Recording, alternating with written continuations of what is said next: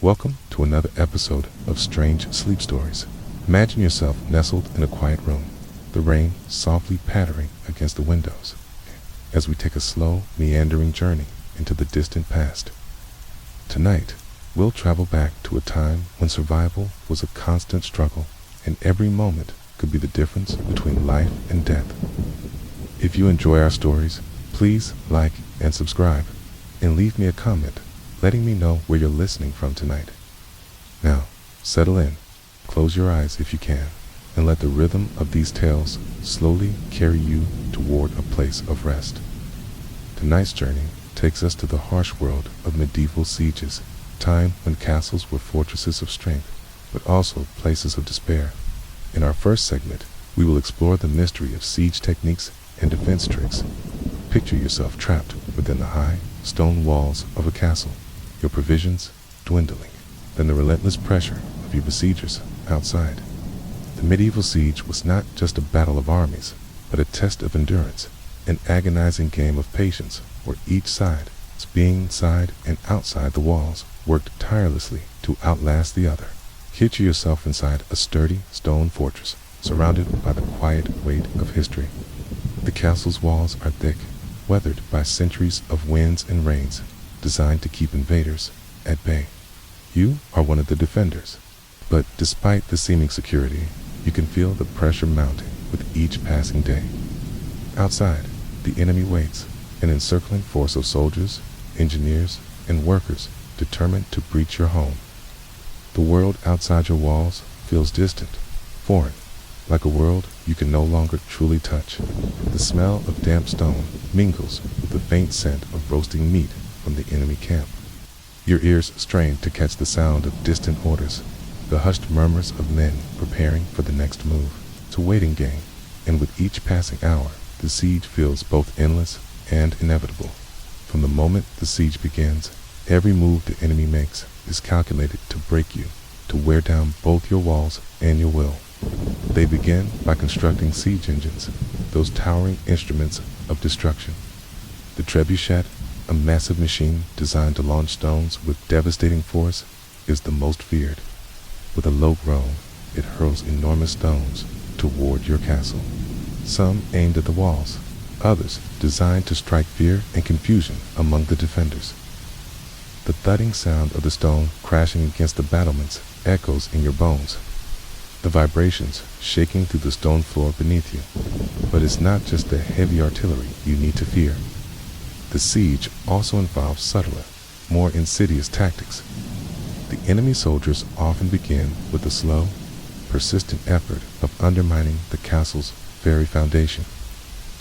Beneath the ground, deep in the earth, the enemy digs tunnels. Their goal, not to directly assault the castle, but to weaken its very base. You can only imagine the muffled sounds of digging far below your feet, knowing that, while you remain secure above ground, the foundations of your sanctuary might crumble away beneath you without warning. This is a silent, creeping threat, the worst kind of danger, where you can't even see the enemy's progress until it's far too late. In response, the defenders, though weary and anxious, are not without their own means of defense. The thick stone walls of the castle, while imposing, are not impenetrable. They may be reinforced with iron, their surfaces jagged and uneven to make it harder for the enemy to scale them. But the defenders rely on more than just the strength of their stone sanctuary. High above, on the battlements, you, along with your fellow archers, stand ready, bows in hand. From this elevated vantage point, you can see the enemy encircling the castle like a tightening noose. Your arrows are your best line of defense, each one carefully drawn and released. You can hear the sharp twang of the bowstring, followed by the soft whistle of the arrow as it flies through the air. The hiss of the arrow cutting through the wind is followed by the distant thud as it strikes its target. It's hopefully one of the enemy soldiers, though you never truly know for sure from such a height. It's an exhausting rhythm, but it's one of the few ways to slow the enemy's advance. In addition to arrows, defenders employ other clever tricks. As the enemy draws closer, the castle's boiling oil cauldrons are put to use. Boiling tar and oil, thick and sticky, can be poured over the sides of the walls onto the advancing troops. When it rains down, it's not just a deterrent, it's going to be a terrible weapon of its own.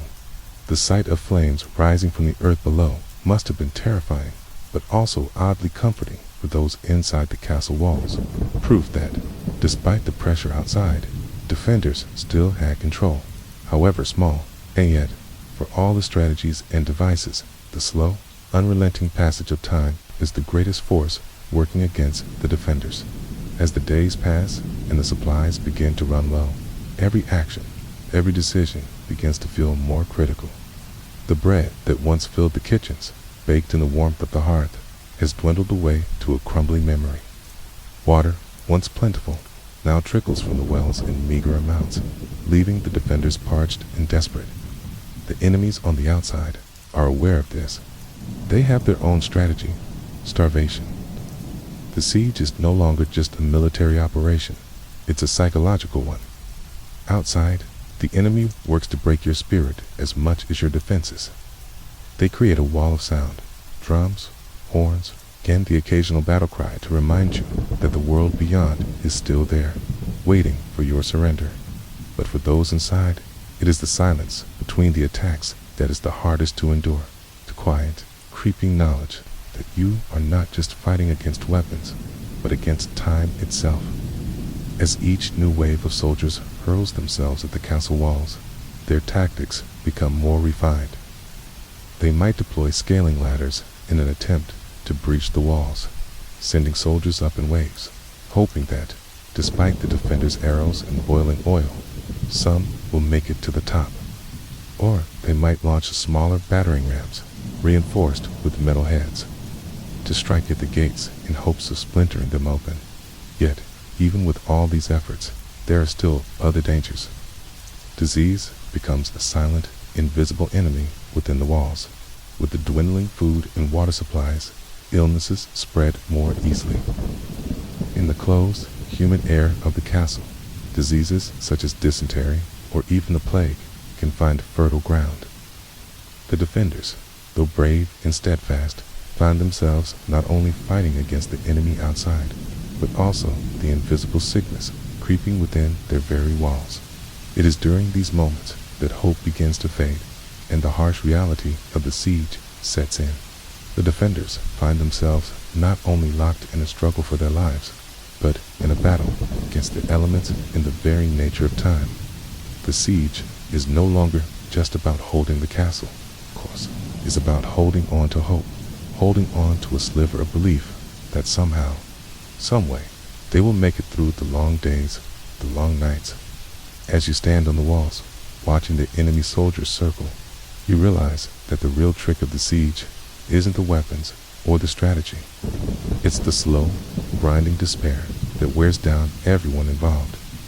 The walls may be strong, the weapons sharp, and the tactics clever, but time wears away even the most steadfast of spirits.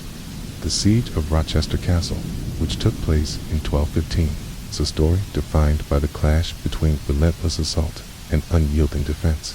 This historical moment came during a turbulent period in English history, a time when King John's authority was being openly challenged by rebellious barons. The castle, perched on the banks of the River Medway in Kent, was one of the most strategically important strongholds in England, and it would become the focal point of one of the most harrowing sieges in medieval warfare. Imagine yourself inside those heavy stone walls, surrounded by the low murmur of men preparing for what lies ahead. The fortress, once a symbol of security, now feels like a trap. Its high walls both a sanctuary and a prison. The air smells faintly of damp stone, mingling with the sour tang of sweat from the defenders who have not seen a proper wash in weeks. Outside, the world is far beyond your reach as the enemy forces, led by King John, surround the castle, determined to break its walls and its spirit. You, a defender, stand at your post atop the battlements, watching the smoke rise from the campfires of the besieging army. The land outside the castle walls seems to fade into an almost surreal haze, as though the battlefield is a world unto itself. The enemy's siege engines, towering machines of destruction, loom in the distance, their massive arms swinging back and forth with mechanical precision, ready to launch stones or even the occasional rotting carcass to sow fear and disease. These engines are more than just weapons. They are psychological tools meant to wear down the defenders' spirits as much as their physical strength. Hubert de Burgh, your commander and the man responsible for holding the castle, is a figure of stoic resolve. In the midst of such chaos, his calmness is a beacon for the defenders. He knows the castle well, having spent years within its walls, studying its strengths and weaknesses. Despite this knowledge, he understands that the strength of the castle alone will not be enough to see them through this siege. It will require more than just stone and steel. It will require patience, cunning, and an indomitable will to survive. For Hubert, the priority is simple: to hold out for as long as possible, to endure until reinforcements can arrive. But as the days pass, it becomes clear that the enemy is not going to retreat. King John's forces, though varied in size and skill, have surrounded the castle with a determination that seems to grow with each hour. The attackers have enough men, enough resources to continue the siege for months if necessary. You can feel it in the air, the slow, creeping tension that tightens around your chest with each passing day. The first few days of the siege are manageable. The castle's walls, thick and well-maintained, seem unassailable. The archers, perched atop the battlements, send arrows raining down on the enemy. The defenders keep their cool, focusing on the task at hand, preserving food, defending the walls, and waiting for their moment. But as the siege stretches on, the situation becomes dire. Food supplies dwindle, and water becomes the most precious resource. The castle's wells, once brimming with fresh water, now run dry, and the soldiers begin to feel the effects of dehydration. With each passing day, the fortress begins to feel smaller, more suffocating. The once plentiful stores of meat, bread, and vegetables start to run out. In their place, the defenders find themselves rationing their remaining food, each meal a meager portion that barely sustains them. The sharp pangs of hunger become an ever-present companion. Some turn to eating whatever they can find, even if it is only scraps, to stave off the gnawing emptiness inside. Horses are slaughtered for meat, and the very animals that once carried knights to battle are now reduced to sustenance for the men who fight to defend the castle. The enemy, ever patient, waits just beyond the castle walls, drawing closer as their siege engines continue to pound away at the fortifications. From time to time, you hear the unmistakable thud of a stone striking the wall, or the whistle of an arrow slicing through the air. With each attack, the defenders brace for impact, knowing that the walls are growing weaker, slowly but surely, under the pressure. And yet, despite the growing threat, Hubert de Burgh refuses to break. His voice, though weary, remains steady as he commands his men, rallying them to hold firm. "We endure," he says. "We endure for as long as we can, but even the strongest spirit can be worn down by the passage of time."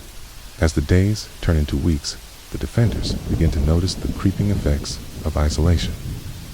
Disease spreads through the castle, carried by the foul air and unsanitary conditions.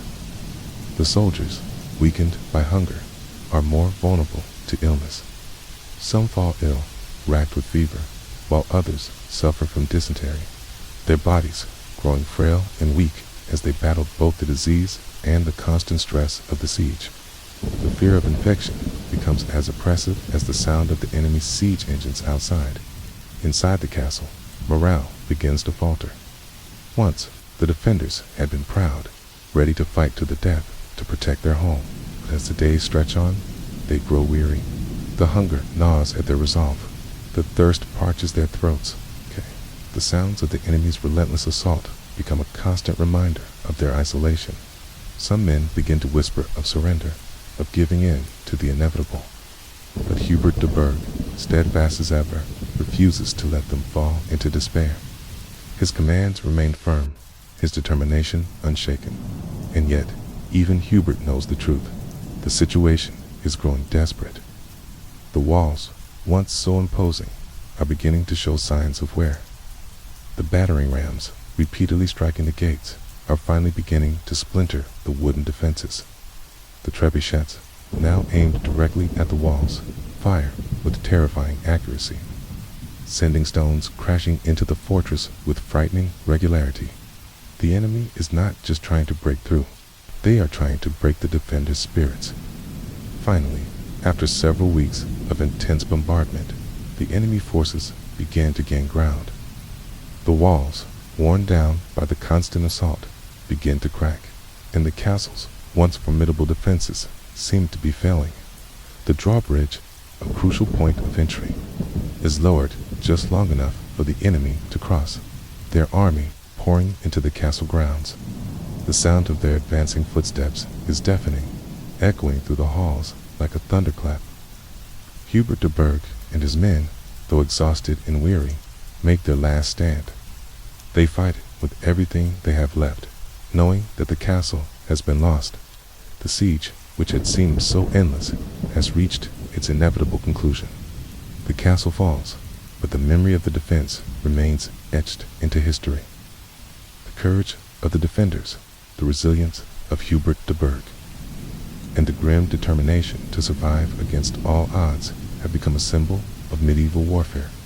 And though the castle may have fallen, the defender's spirit does not vanish. The story of the siege of Rochester Castle is remembered not just for the fall of the fortress, but for the incredible will to survive that it represents.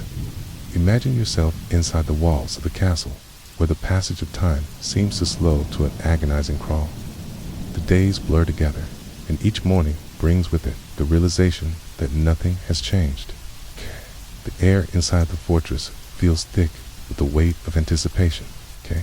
There is no escape, no retreat from the siege. The walls, once a symbol of security, now feel like a cage, trapping you in a world that is slowly decaying. In the early morning hours, you rise from the thin straw mat that has been your bed for weeks. The ground is cold beneath you, the stone floor a harsh reminder of the comfort you once took for granted. The smell of damp earth lingers in the air, mingling with the faint odor of sweat and the remnants of cooking fires. The castle is alive with a low hum of activity as the defenders prepare for the day ahead. There is no time for rest, not with the enemy, just beyond the walls, waiting for any sign of weakness. The first task of the day is always the same, ensuring the castle's fortifications are intact. You make your way up to the battlements, where you and your fellow defenders take your places with bows and crossbows, watching for any movement outside. The enemy is patient, but so are you. Hours pass as you peer out into the misty distance, the horizon barely visible beneath the morning fog. Occasionally, you hear the distant creaking of siege engines being adjusted, or the muffled sounds of soldiers talking in low voices as they prepare for the next wave of attacks. As the day wears on, the mood within the castle begins to shift. The physical strain is beginning to show on the defenders. The one strong man who had laughed and joked in the early days of the siege now moved with an almost lethargic air, their movements slow and deliberate. The hunger that gnaws at you is not just a physical sensation, but a pervasive feeling, seeping into the very bones of every man within the walls. The food stores are dwindling, and it is becoming more and more difficult to sustain the energy needed to keep fighting. The kitchens are no longer filled with the pleasant smells of fresh bread and roasting meats. Instead, the aroma of stale porridge and thin broth fills the air, and the sound of boiling water becomes a constant background noise. The once pristine pantry now holds only the most basic of rations: salted meat, hard bread, and dried vegetables. The food, though enough to keep you alive, lacks the flavor and nourishment needed to give you strength. The bread is dry, almost crumbling in your hands, and the meat, tough and unseasoned, is hardly enough to satisfy the hunger gnawing at your insides. Every meal feels like a reminder of how far the castle has fallen, how much it has already been worn down by the unrelenting siege. In the courtyard, Soldiers move in a rhythm that is both frantic and methodical. They carry water from the wells, the precious liquid splashing into buckets, though it is never enough to quench your thirst.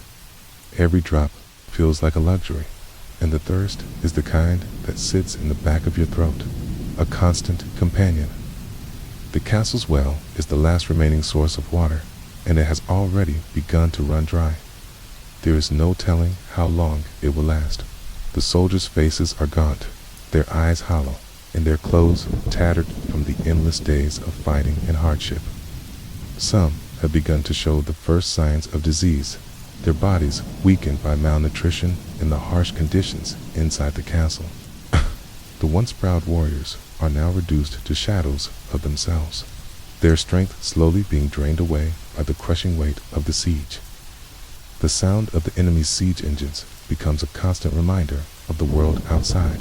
Jet bouchettes continue to launch massive stones toward the castle, their low groans of power sending vibrations through the walls. You can hear the faint whistling sound of arrows as they fly through the air, some striking the walls, others falling short. The battle is not just fought with weapons, but with the unrelenting force of time. Each day, the defenders grow weaker while the enemy remains just beyond the walls, patient and unyielding. At night, the castle feels quieter than ever. The once bustling halls are now eerily still. The only sounds, the soft creaks of the timber beams and the occasional cough or murmur of a soldier in the darkness. The fire pits are little more than embers, casting faint glows against the stone walls. The soldiers gather in small groups around the fires, huddled together for warmth, their faces tired and drawn.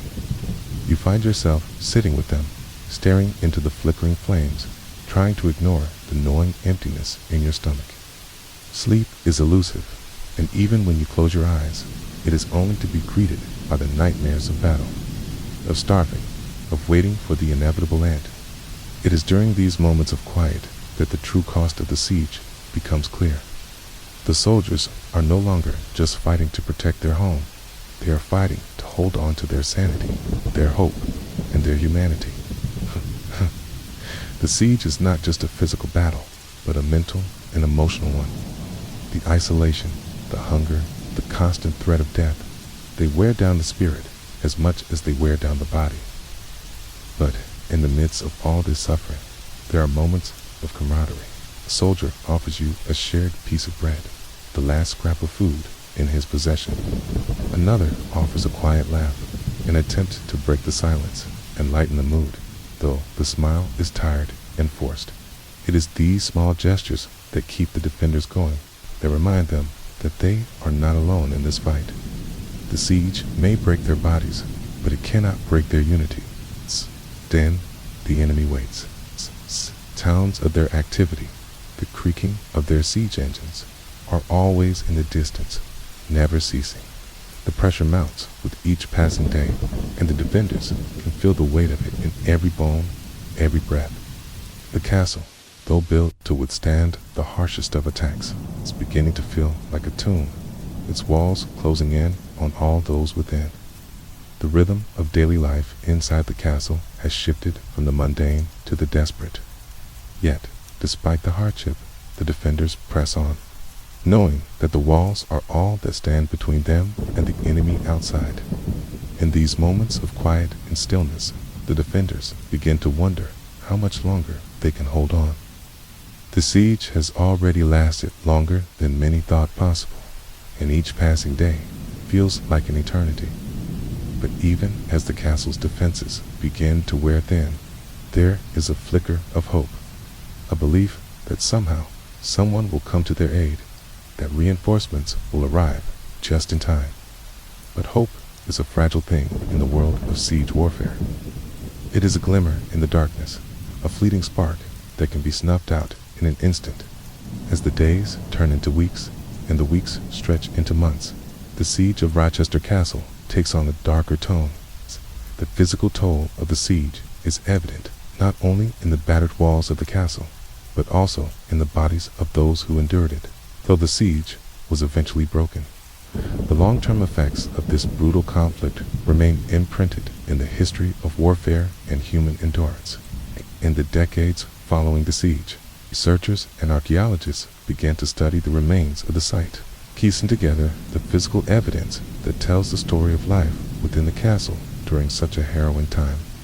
One of the most significant aspects of siege warfare is the impact on the human body, how it reacts to the stresses of starvation, disease, and the relentless pressure of being trapped within a fortress for so long. Through the study of human skeletons found at the site of the siege, modern scientists have been able to gain insight into the physiological toll that such an ordeal took on those who survived and those who perished. The skeletal remains reveal a history of malnutrition, dehydration, and disease, with many of the bones showing signs of severe wear and tear. The teeth, once sharp and strong, are often worn down by a lifetime of consuming hard, dry bread and salted meat, foods that are more about survival than nourishment. The bones themselves, though resilient in their structure, reflect a toll of prolonged stress and exhaustion. One of the key findings from this study of skeletal remains is the evidence of salt loss. As soldiers endured the siege, they were forced to consume what little water and food they could find, often without the replenishment of vital electrolytes. The loss of salt, an essential mineral for hydration and muscle function, led to widespread fatigue and weakness among the defenders. Salt is not only a vital part of the human diet, but also plays a crucial role in maintaining fluid balance. As the defenders' bodies lost more and more salt, they became increasingly vulnerable to cramping, weakness, and, eventually, collapse. In addition to skeletal evidence, the remnants of food supplies found within the castle tell their own story. Archaeologists have discovered fragments of bread preserved in the layers of rubble and soot left behind by the siege. These crumbs, though small, speak volumes about the conditions within the castle during the siege. The bread, which was the staple food of the defenders, was coarse and unpalatable, often made with whatever grains could be scrounged together. This food, dry and lacking in nutritional value, was barely enough to keep the defenders from starving. Yet, as desperate times called for desperate measures, the bread became a lifeline, a symbol of survival, no matter how little it nourished those who ate it. The remains of the siege also tell us about the toll that disease took on the defenders. Evidence of dysentery and other illnesses, likely exacerbated by the poor sanitary conditions within the castle, is found in the bones and teeth of those who survived. Disease spread rapidly in the close quarters of the besieged castle, where the defenders were forced to live with little fresh water and in conditions that bred germs and bacteria.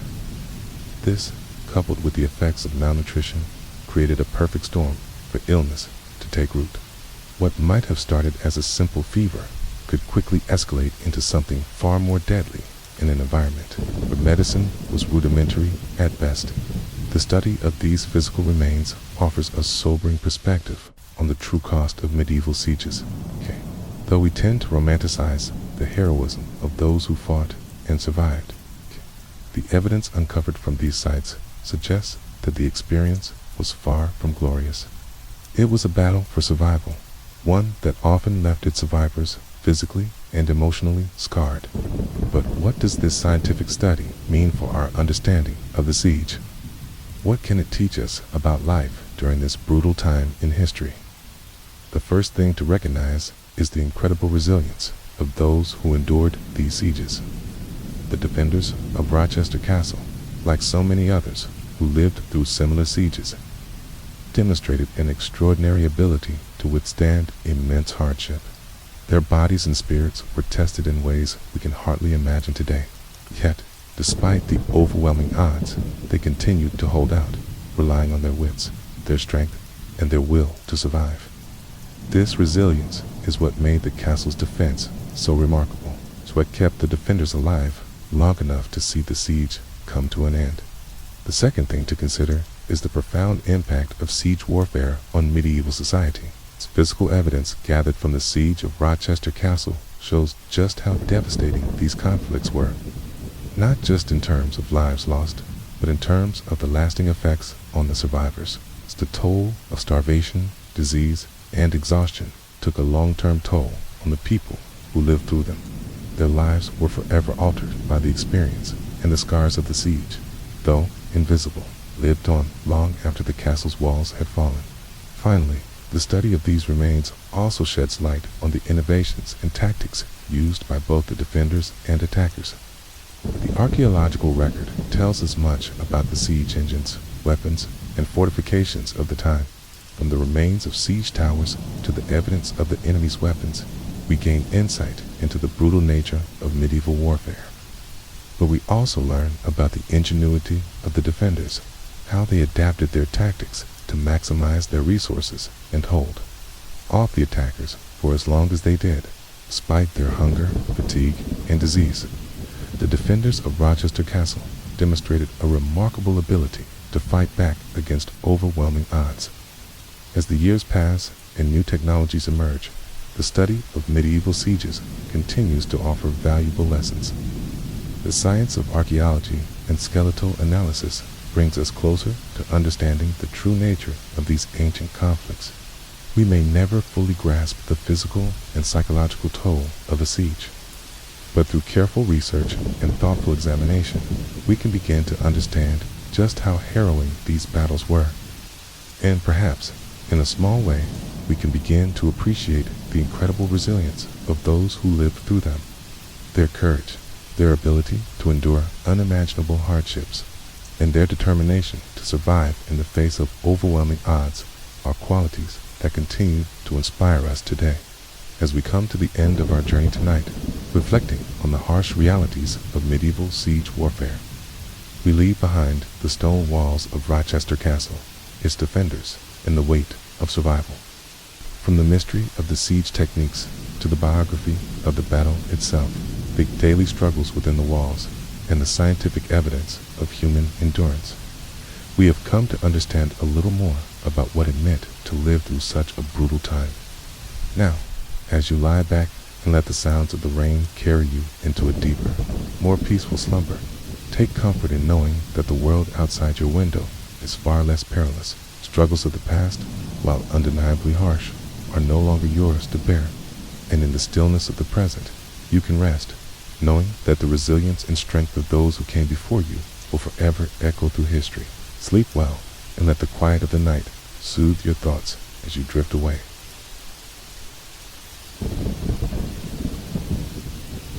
Welcome to Strange Sleep Stories, where we explore the oddities of history and the whispers of the past, inviting you to drift into a world of forgotten times.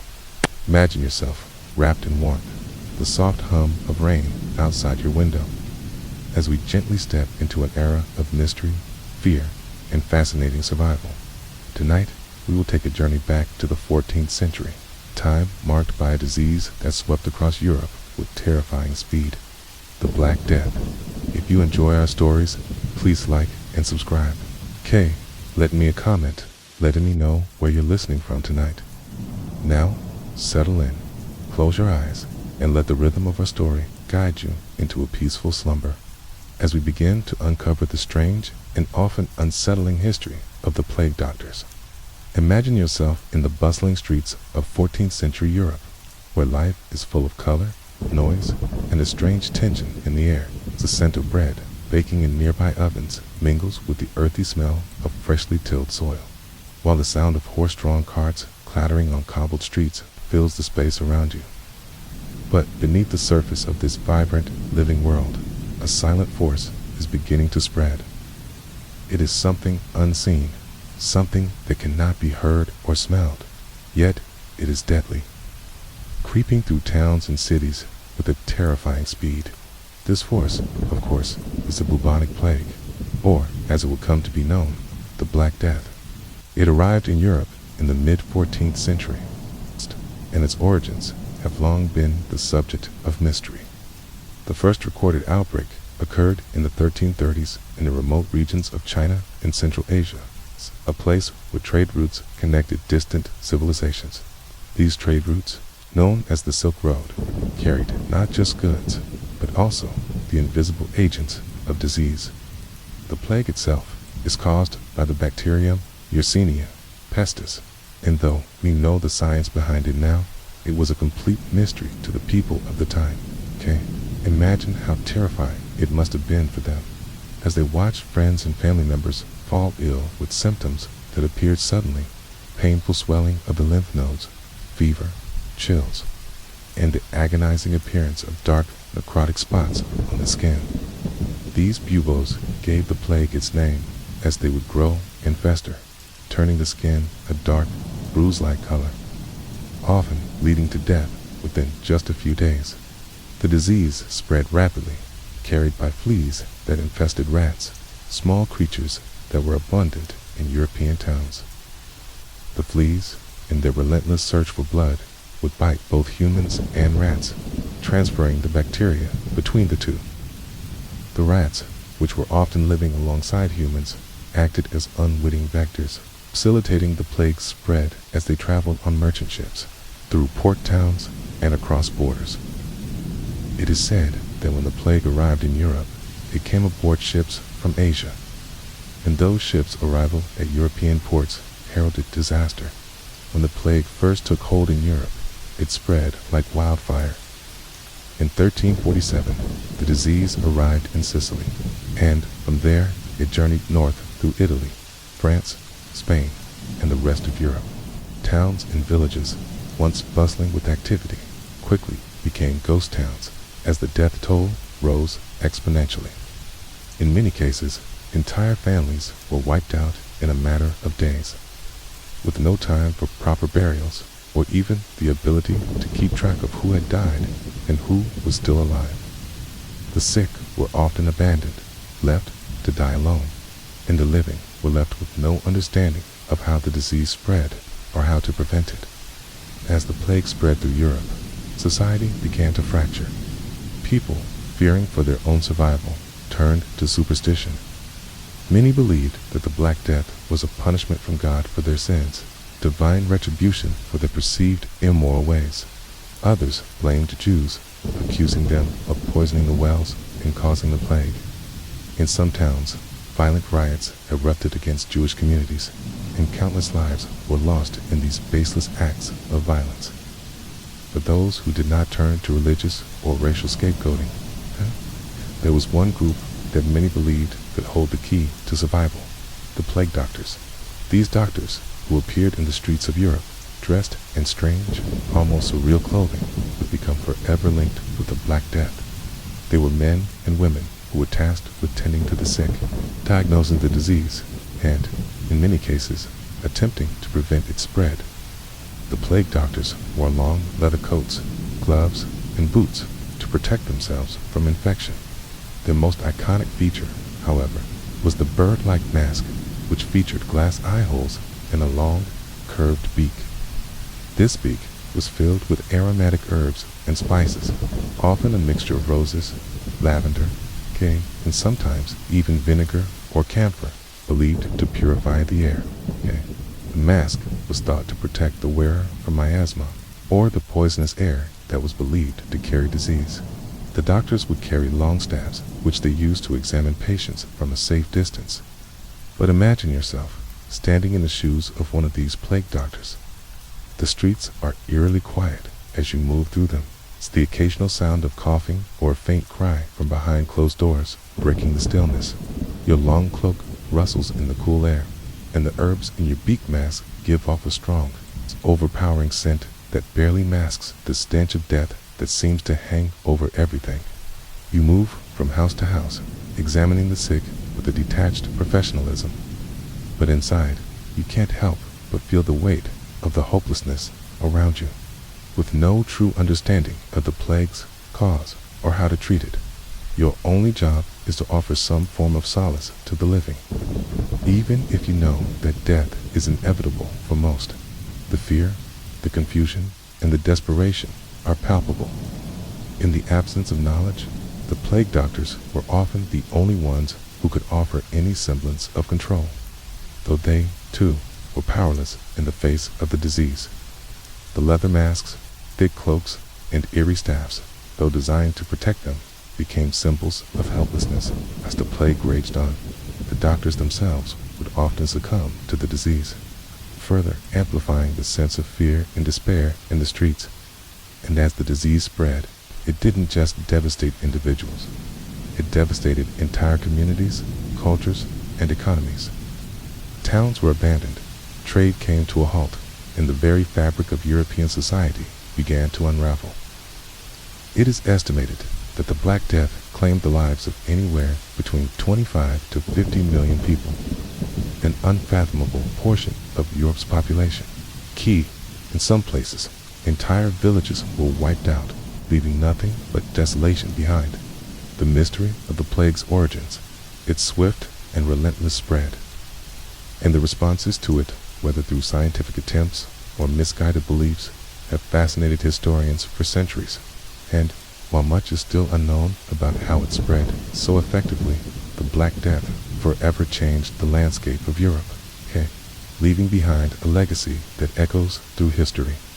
As we settle deeper into the events of the Black Death, we turn our attention to those who, in their own ways, tried to understand and confront this overwhelming force, while we now know the true cause of the plague during the 14th century. The people of Europe were searching for answers in every direction, from religious fervor to medical experimentation, and one of the most famous figures in this period was Dr. Nostradamus. Imagine yourself in the mid-1500s, a time when the remnants of the Black Death still lingered in the minds of many. The devastation of the plague, which had already swept through Europe in waves, left entire cities haunted by the memory of the relentless sickness. It is against this backdrop that you encounter the figure of Michel de Nostradame, known to the world as Nostradamus. He was not a doctor in the modern sense of the word, but rather a physician, astrologer, and seer, whose name would become synonymous with prophecy. As you walk through the streets of the town of Salanda province, you might catch a glimpse of the man himself, walking with a quiet determination. His demeanor is calm, but his mind is always at work, constantly trying to understand the forces of nature in the human body. Nostradamus, like many during his time, had witnessed the horrors of the Black Death firsthand. He saw how quickly it could ravage a town, how families were torn apart, and how the medical knowledge of the time was simply insufficient to save lives. Nostradamus believed that the stars held the answers to many of life's mysteries. Drawing on his background in astrology, he carefully studied the heavens, hoping that the positions of the planets and stars could reveal a path to understanding the plague and, perhaps, its end. He also turned to medicine, combining the two in his own unique way, seeking remedies from both the stars and the earth. His medical treatments, while largely ineffective by modern standards, were based on the best knowledge available at the time. He prescribed a variety of herbal remedies, some of which were said to provide relief, though they did little to actually prevent or cure the plague. Nostradamus is perhaps most famous for his prophecies, which were published in 1555. His predictions, often written in cryptic verses, spoke of future disasters and world-changing events. While many of his prophecies were centered around political events, he also referenced diseases and plagues in his writings. For the people of his time, Nostradamus became a symbol of hope, someone who seemed to understand the workings of fate and the stars. Yet, even Nostradamus, with all his astrological knowledge, could not stop the Black Death.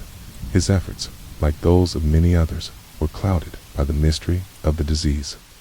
But Nostradamus was not the only figure attempting to understand the plague. Across Europe, others took up the mantle, trying their best to find answers and bring comfort to the afflicted. One of the most significant figures during the Black Death was Giovanni de Vigo, an Italian physician and surgeon. De Vigo's contributions to the understanding of the plague were notable for his attempts at medical treatments and for his efforts to improve hygiene among the sick. He advocated for the quarantine of the infected, an early form of what we would now call public health measures, though, at the time, the connection between hygiene and disease was not fully understood.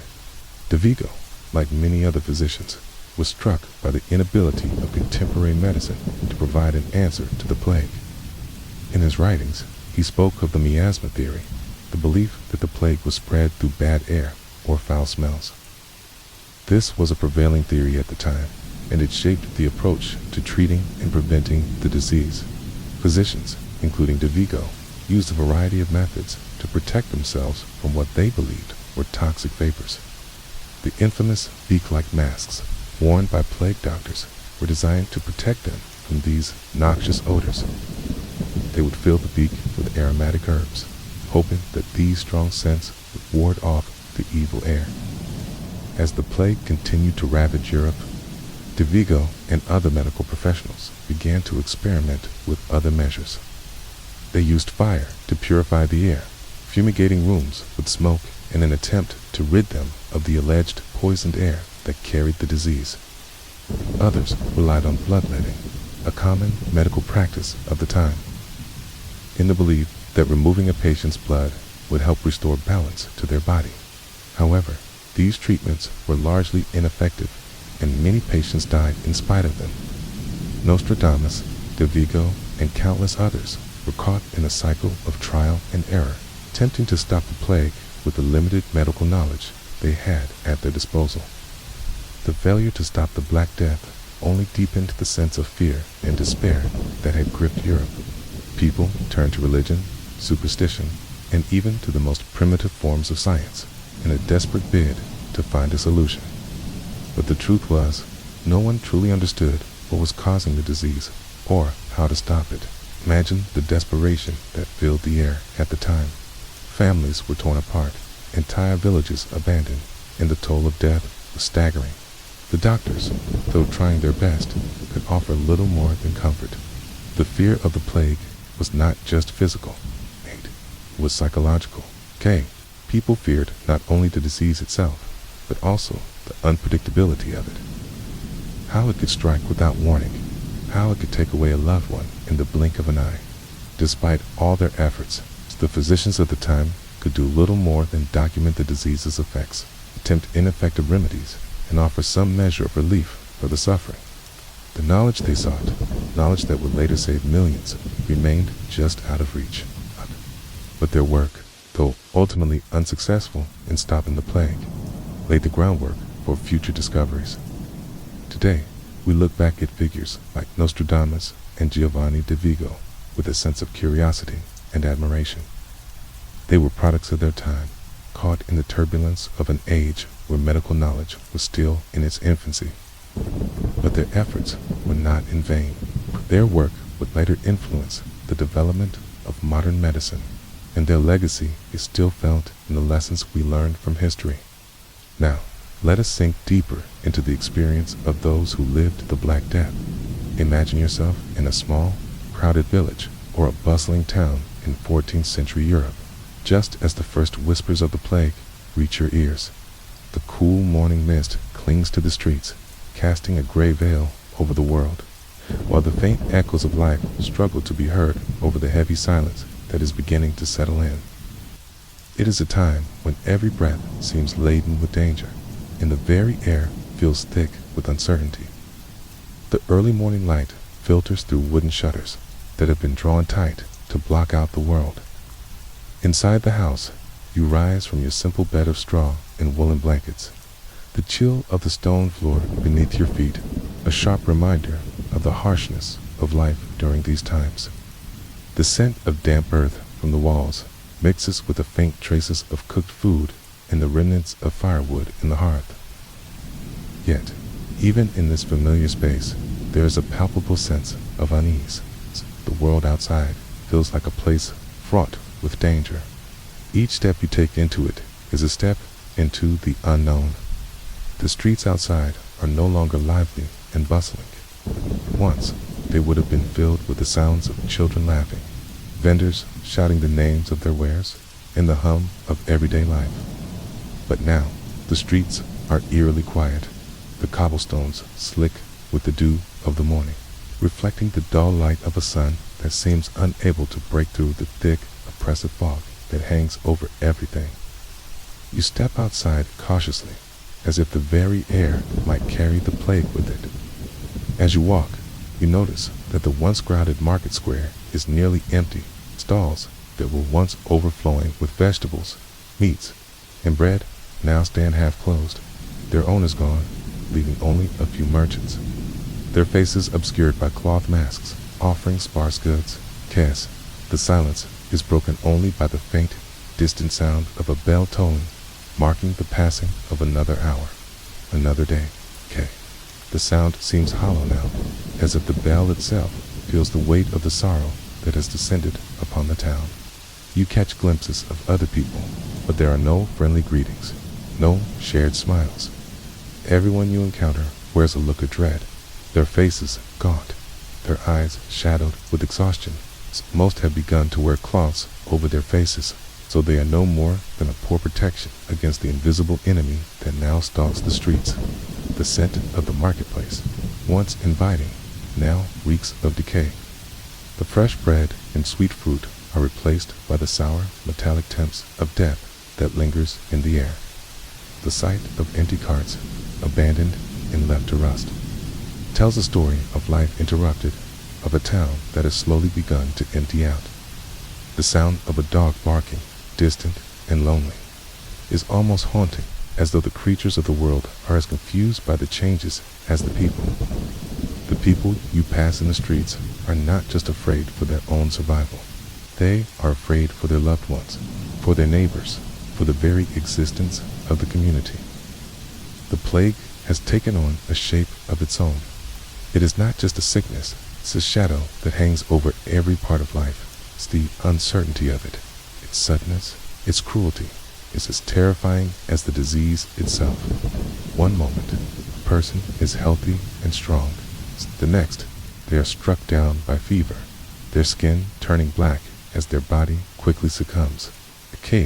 There is no rhyme or reason to it, no understanding of why some survive and others do not.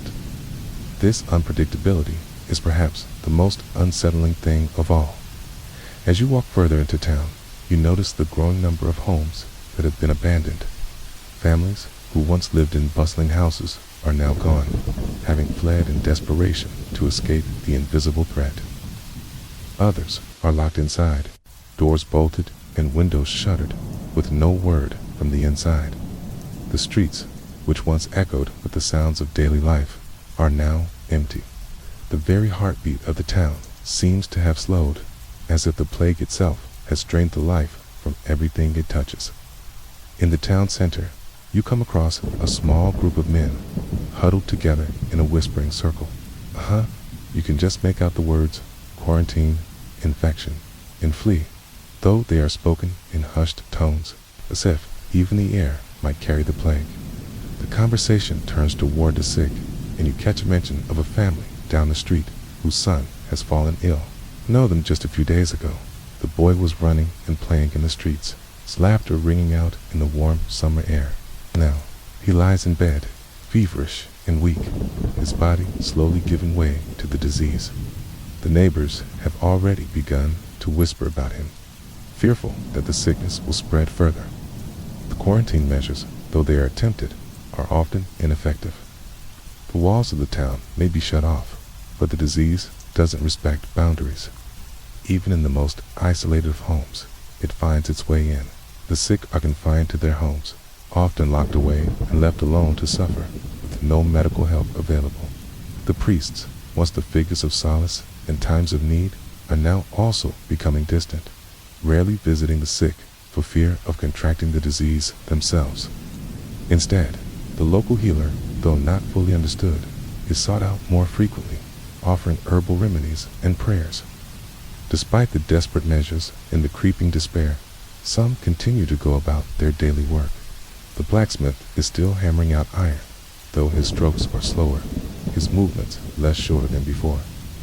The baker, who once had a thriving business, now prepares only a few loaves each day, as fewer and fewer people dare to buy food. Still, there is a sense of quiet determination in the work of these people. Even though the plague has swept through town, they continue, driven by the need to feel some semblance of normalcy amidst the overwhelming chaos. At night, the stillness of the town becomes even more oppressive. The streets, now completely deserted, seem to stretch on endlessly, bathed in the soft, pale glow of the moon. The sounds of the day are gone, replaced by an eerie quiet. There is no laughter, no voices raised in conversation. Instead, the distant cries of the sick echo through the walls of houses, a haunting reminder of the disease that continues to sweep through.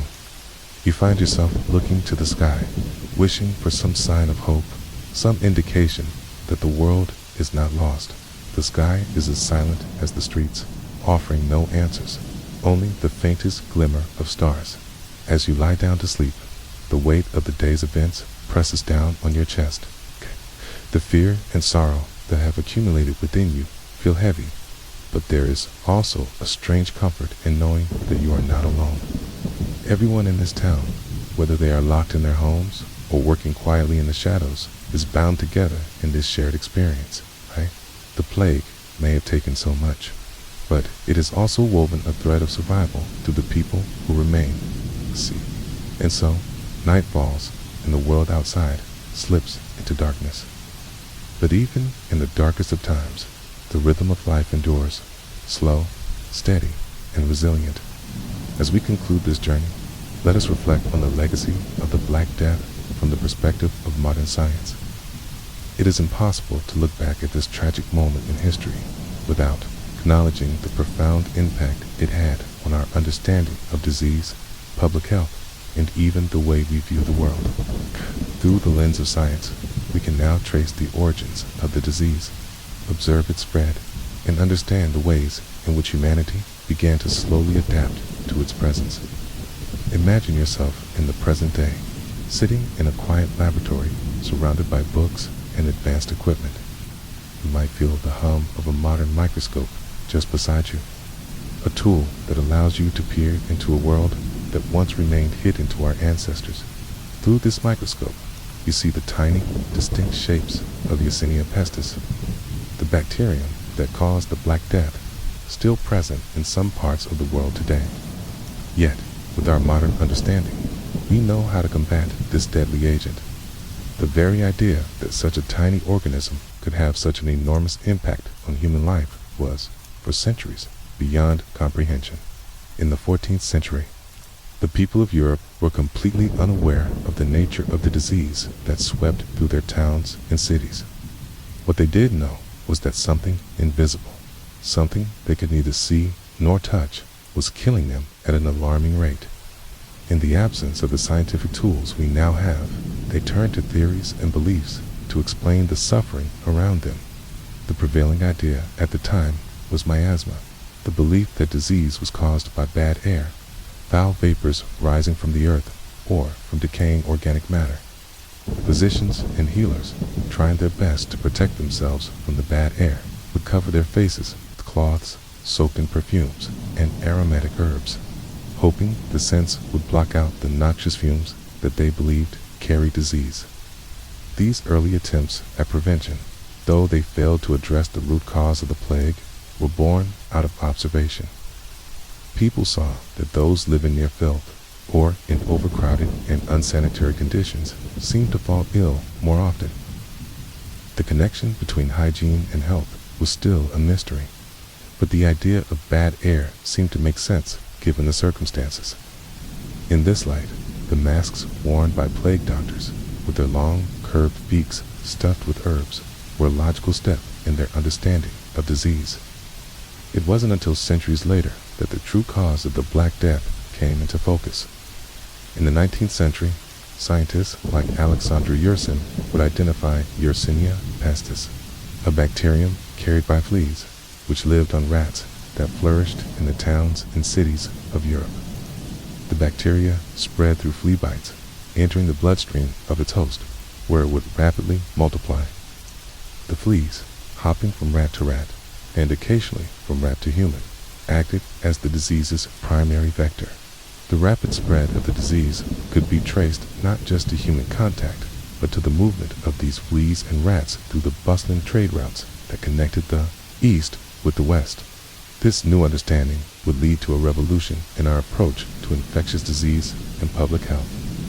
But imagine for a moment what it must have been like for the people of the time, how they struggled to understand this unseen enemy.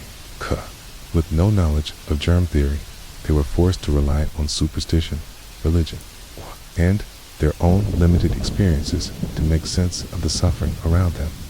The Black Death, in many ways, marked a turning point in human history, a moment that exposed the vulnerability of society and ignited a search for explanations.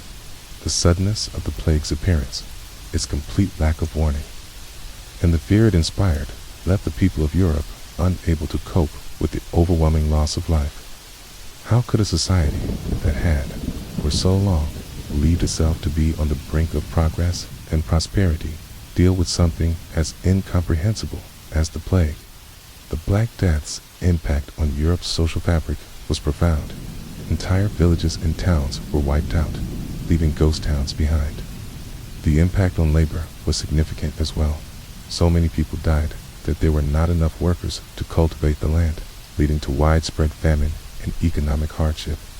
This shift in labor dynamics would lay the foundation for the social upheavals that would follow, including the eventual rise of a more mobile and more empowered working class. Yet, the devastating effects of the Black Death also set in motion important changes.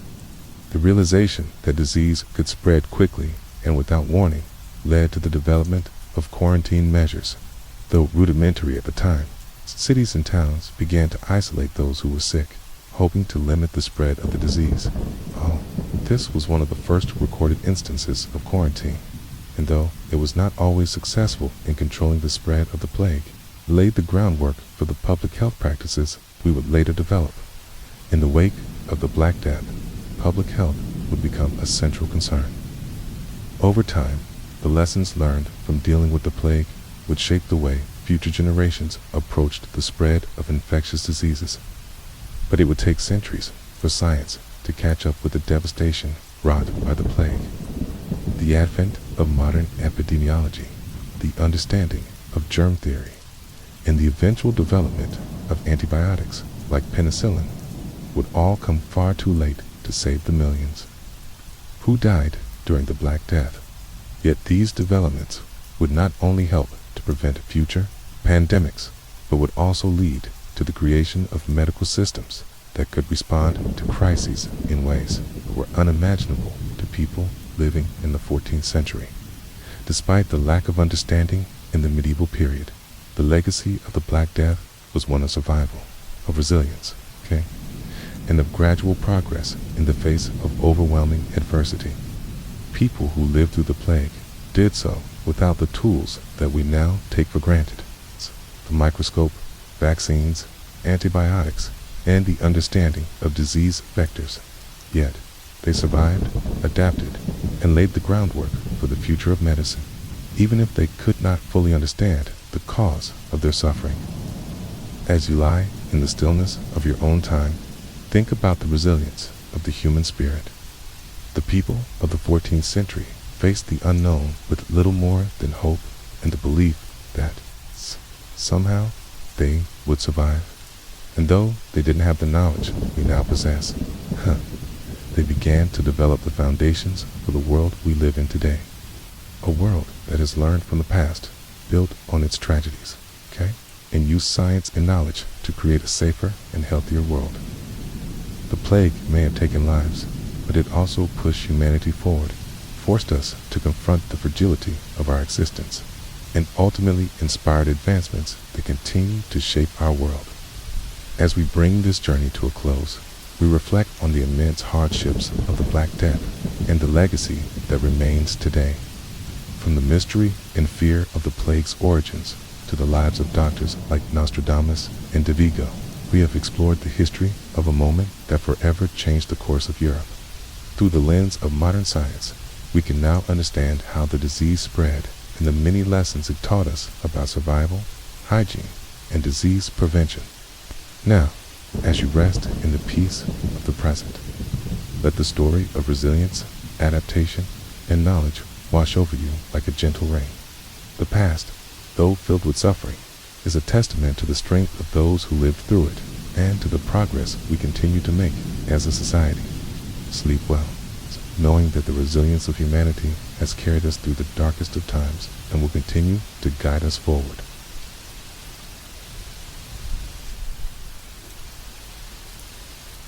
Welcome to Strange Sleep Stories, where we delve into the forgotten corners of history and folklore, unearthing tales that have quietly lingered through the ages.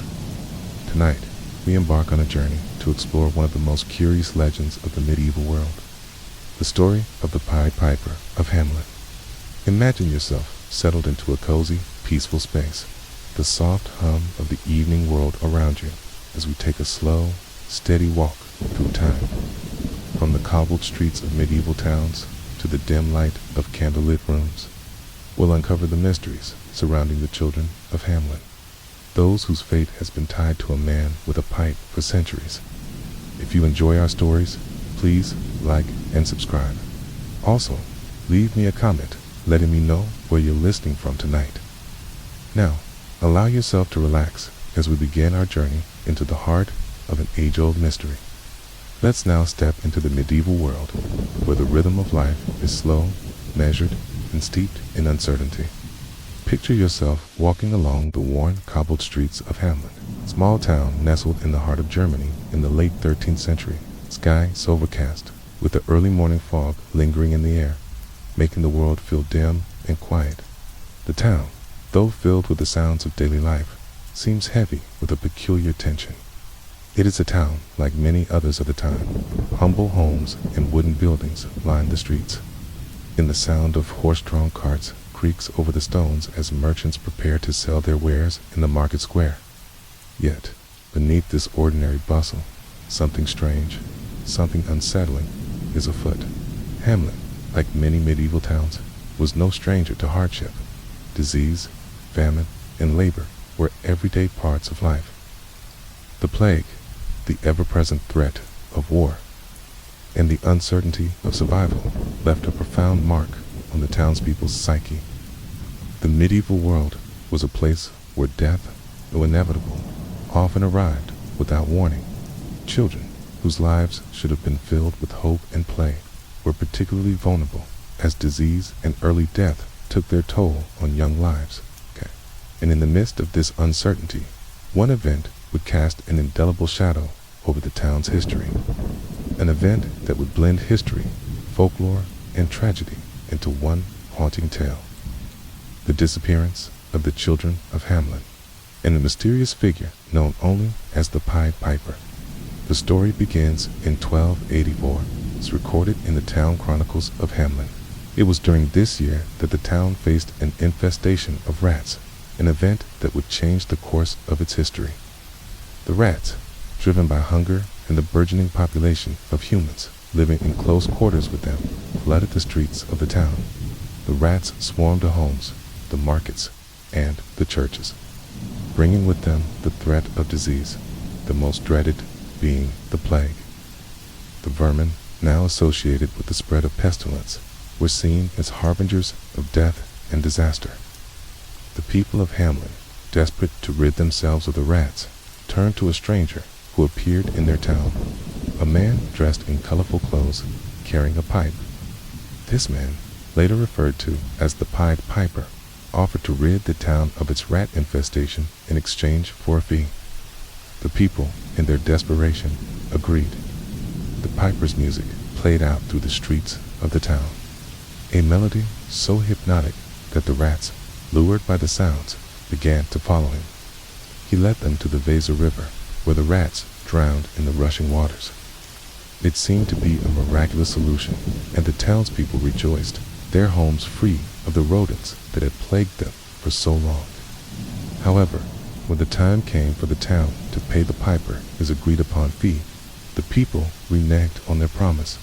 They claimed that the piper had simply done what he was hired to do, and that the agreed-upon payment was too much for a simple service. The piper, enraged by this betrayal, played his pipe once more. But this time, it was not rats that followed him. It was the children of Hamlin. 130 children, according to some versions of the tale, left their homes and followed the piper through the town's gates and into the unknown. The piper led them away, and though some say they were never seen again, others claimed that the children were led to a far-off land where they disappeared from history forever. The chronicles of Hamlin and town records captured this strange event, preserving the mystery for centuries. In the years that followed, the story became woven into the cultural fabric of the town, with many versions of the tale emerging across Europe. It is said that in the town's cathedral, stained glass windows once depicted the piper and the children, forever etched in the town's collective memory. The event became so significant that it was even commemorated by the town with annual processions. It's a way of acknowledging the loss in this strange, inexplicable tragedy. But why, after so many centuries, does this story continue to haunt us? Why has the tale of the Pied Piper endured through the ages, moving beyond its medieval roots to become one of the most well-known pieces of European folklore? To understand this, we must look at the origins of the story, not just through the lens of folklore, but also through the lens of history and the possibility that something much more real, much more tragic, lay at its heart. As the centuries passed, scholars and historians began to look more closely at the events surrounding the disappearance of the children. Could it be that the piper was not just a mysterious figure of folklore, but a symbol for something far more tangible? Some researchers suggest that the piper was perhaps not a magical figure at all, but instead a person, perhaps a recruiter for a migration or a group of people seeking to escape the turmoil of the time. The children, it is speculated, may have been taken as part of a mass migration following a leader to a distant land, possibly as part of an exodus during a time of social upheaval. Other theories propose that the event could be linked to the widespread tragedy of disease. The plague, which had swept across Europe in waves, may have claimed a large number of children in Hamlin. The town, unable to cope with the loss, might have invented a story to explain the children's deaths, creating a myth to cover the grim reality of what had happened. In this theory, the piper's pipe becomes a symbol of death, leading the children away to their untimely end. Yet another theory points to the concept of child labor, a harsh reality of the medieval world. The children of Hamlin, like many others during this time, would have been forced to work from a very young age, often in grueling conditions. Some speculate that the piper could have been a figure who promised the children a better life, one free from labor and hardship, and in following him, they may have sought freedom from the oppressive social structure in which they lived. Through the centuries, the tale of the Pied Piper has become more than just a story about a man with a magical pipe. It has transformed into a symbol of the fleeting nature of childhood, the fragility of life, and the harshness of medieval society. The legend also captures the feeling of loss, of something precious taken away in an instant, never to return. It speaks to the experience of medieval children, whose lives were often short and defined by disease, labor, and abrupt endings. The piper himself remains a mysterious figure, both a villain and a tragic hero, his true nature always just out of reach. The story of the Pied Piper, then, is more than just a tale of magic. It is a reflection of the fears, struggles, and hopes of a medieval world struggling to make sense of its own fragility. Whether seen as a tale of betrayal, a symbol of migration, or a haunting reminder of lost innocence, it has endured, echoing through history and continuing to captivate the imaginations of those who hear it. As we shift our focus to the historical evidence surrounding the story of the Pied Piper, we find ourselves drawn to the chronicles and town records of Hamlin, documents that have, for centuries, preserved the legend of the piper's strange and tragic journey. These records, though sparse and often written long after the event itself, offer a glimpse into the medieval mindset and the ways in which townspeople tried to make sense of their world, their hardships, and their suffering. Imagine yourself walking into a dimly lit room, the walls lined with worn parchment scrolls and heavy books, their pages yellowed with age. The air smells faintly of ink and dust, a quiet reminder of the years that have passed since these words were first written. As you pull out one of the oldest manuscripts, you find the first mentions of the mysterious event. It's the year 1284, the disappearance of the children, and the figure of the Pied Piper. It is clear in these early records that something significant happened in Hamlin that year, something that left the town shaken to its core. The earliest known written reference to the Pied Piper comes from the Hamlin Town Chronicles, a set of records that were kept by the townspeople themselves. While much of the text is lost or damaged over time, some key elements remain intact. The chronicles recount a strange and inexplicable event in which a piper in a coat of many colors appeared in the town, offering to rid Hamlin of its rat infestation in exchange for payment. The townspeople, desperate for relief, agreed. Kay and the piper played his pipe, leading the rats out of town and into the Vesa River, where they drowned. But the most haunting aspect of these chronicles is the mention of the disappearance of the children. According to the records, after the piper rid the town of its rats, the townspeople reneged on their promise to pay him the agreed-upon sum. In retaliation, the piper played his pipe once more, this time leading the children away. The town records suggest that the children, around 130 in number, were never seen again. The chronicles do not elaborate on their fate, leaving their disappearance an open question, one that would linger in the minds of generations to come. In these town chronicles, there is no mention of magic, no mention of the piper being anything other than a man. The records are pragmatic and straightforward, recounting the sequence of events with a matter-of-fact tone. The story is treated almost as a matter of town business, a record of a strange occurrence, but not one that is fully explained. The records do not provide us with a clear answer, leaving much to the imagination and fueling the mystery of the Pied Piper's true identity and motives. As we continue through the pages of history, we find that the story of the Pied Piper has been woven into the fabric of the town's cultural identity. In the years following the event, the chronicles became more elaborate, with additions to the tale and embellishments added by later generations. One version of the story tells that the piper led the children into a mountain, where they disappeared, never to be seen again. Another version speaks of the piper taking the children to a distant land, far from Hamlin. These variations of the tale, though they differ in detail, all carry the same basic elements: the piper's music, the children's disappearance, and the deep sense of loss that followed. In fact, one of the more interesting aspects of the chronicles is the inclusion of a memorial for the children's disappearance.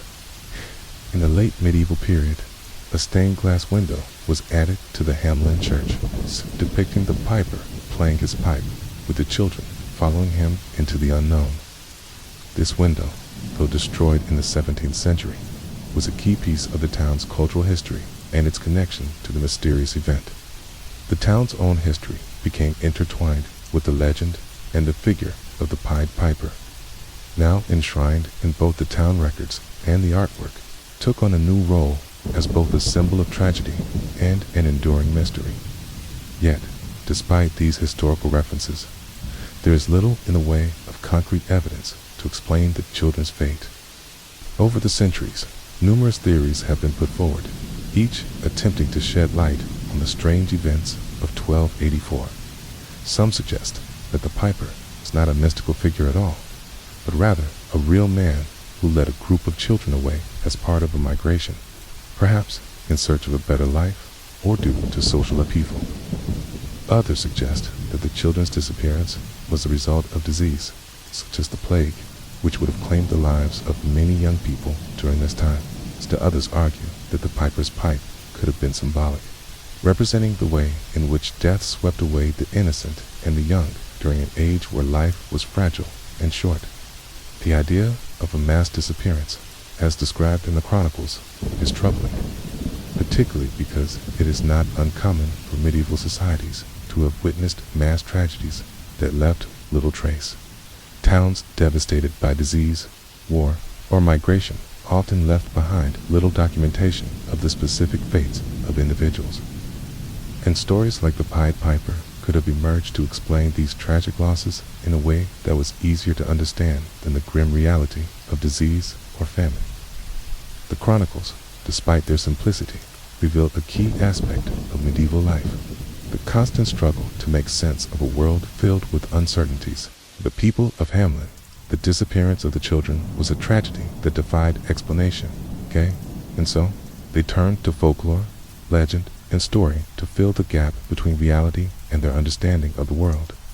The piper's pipe became a symbol of the mysterious forces of fate that controlled their lives, the uncontrollable forces that led to the sudden disappearance of the town's children, never to return. And so, the town of Hamlin moved on, its records growing thicker with each passing year. But the story of the Pied Piper continued to haunt the town's legacy, as the chronicles, though incomplete, preserved the core of the tale, the strange man with the pipe, the children, and the inexplicable event that forever marked the town. Through these records, the story lived on, becoming more than just a piece of local history.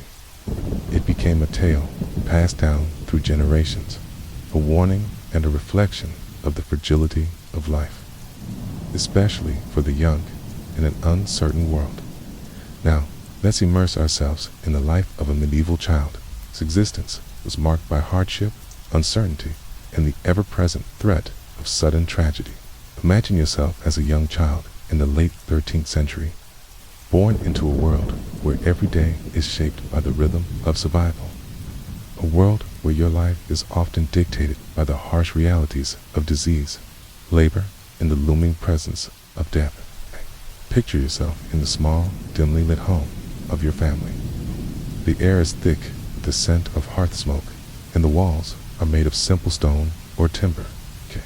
There are cracks and gaps letting in the chill of the outside world. The fire crackles in the center of the room, its warmth offering little comfort against the damp, cold walls. You live in a space that is cramped, perhaps shared with several other family members, and every inch is utilized for sleeping, cooking, and daily chores. In this small, humble home, the outside world seems far away, but the danger and difficulties of life are never out of sight. Your childhood is not one of play or carefree joy. Unlike children of today, whose lives are often filled with education and entertainment, your life is shaped by work and survival. By the age of 6 or 7, you are already expected to contribute to the household. The days are filled with labor, helping to tend to the animals, fetch water from the well, or assist in preparing food for your family. The work is constant, as the daily tasks of life demand attention and care. You do not know leisure in the way we think of it today. The idea of idle time without purpose or task is a luxury few can afford. Your hands are rough from the hard work, and your body is small, but growing accustomed to the physical toll that life demands. And then there is the ever-present fear of disease, an unseen enemy that can strike without warning. In the medieval world, diseases such as the plague, smallpox, and dysentery were common, and children were particularly vulnerable. Imagine the sudden onset of illness. One day, you are running through the fields, playing with your friends. The next, you are struck down with fever, chills, and aching limbs. There is no understanding of germs or bacteria, only the belief that illness comes from bad air, bad humors, or the wrath of God. A sickness in a child was a terrifying experience for the family, as survival was never guaranteed. Many children never made it to adulthood, falling victim to the many diseases that ravaged medieval populations. In fact, your own mortality is something that weighs on your family's mind. For parents, the loss of a child is a tragic, yet not entirely unexpected, event. Life is fragile, and children, though cherished, are seen as vulnerable and fragile creatures. Parents pray for their children's health and safety, but they know that the odds are not always in their favor. The community, too, is aware of this, and death is a regular visitor, even in the midst of daily routines. The young and the old, especially, are at risk.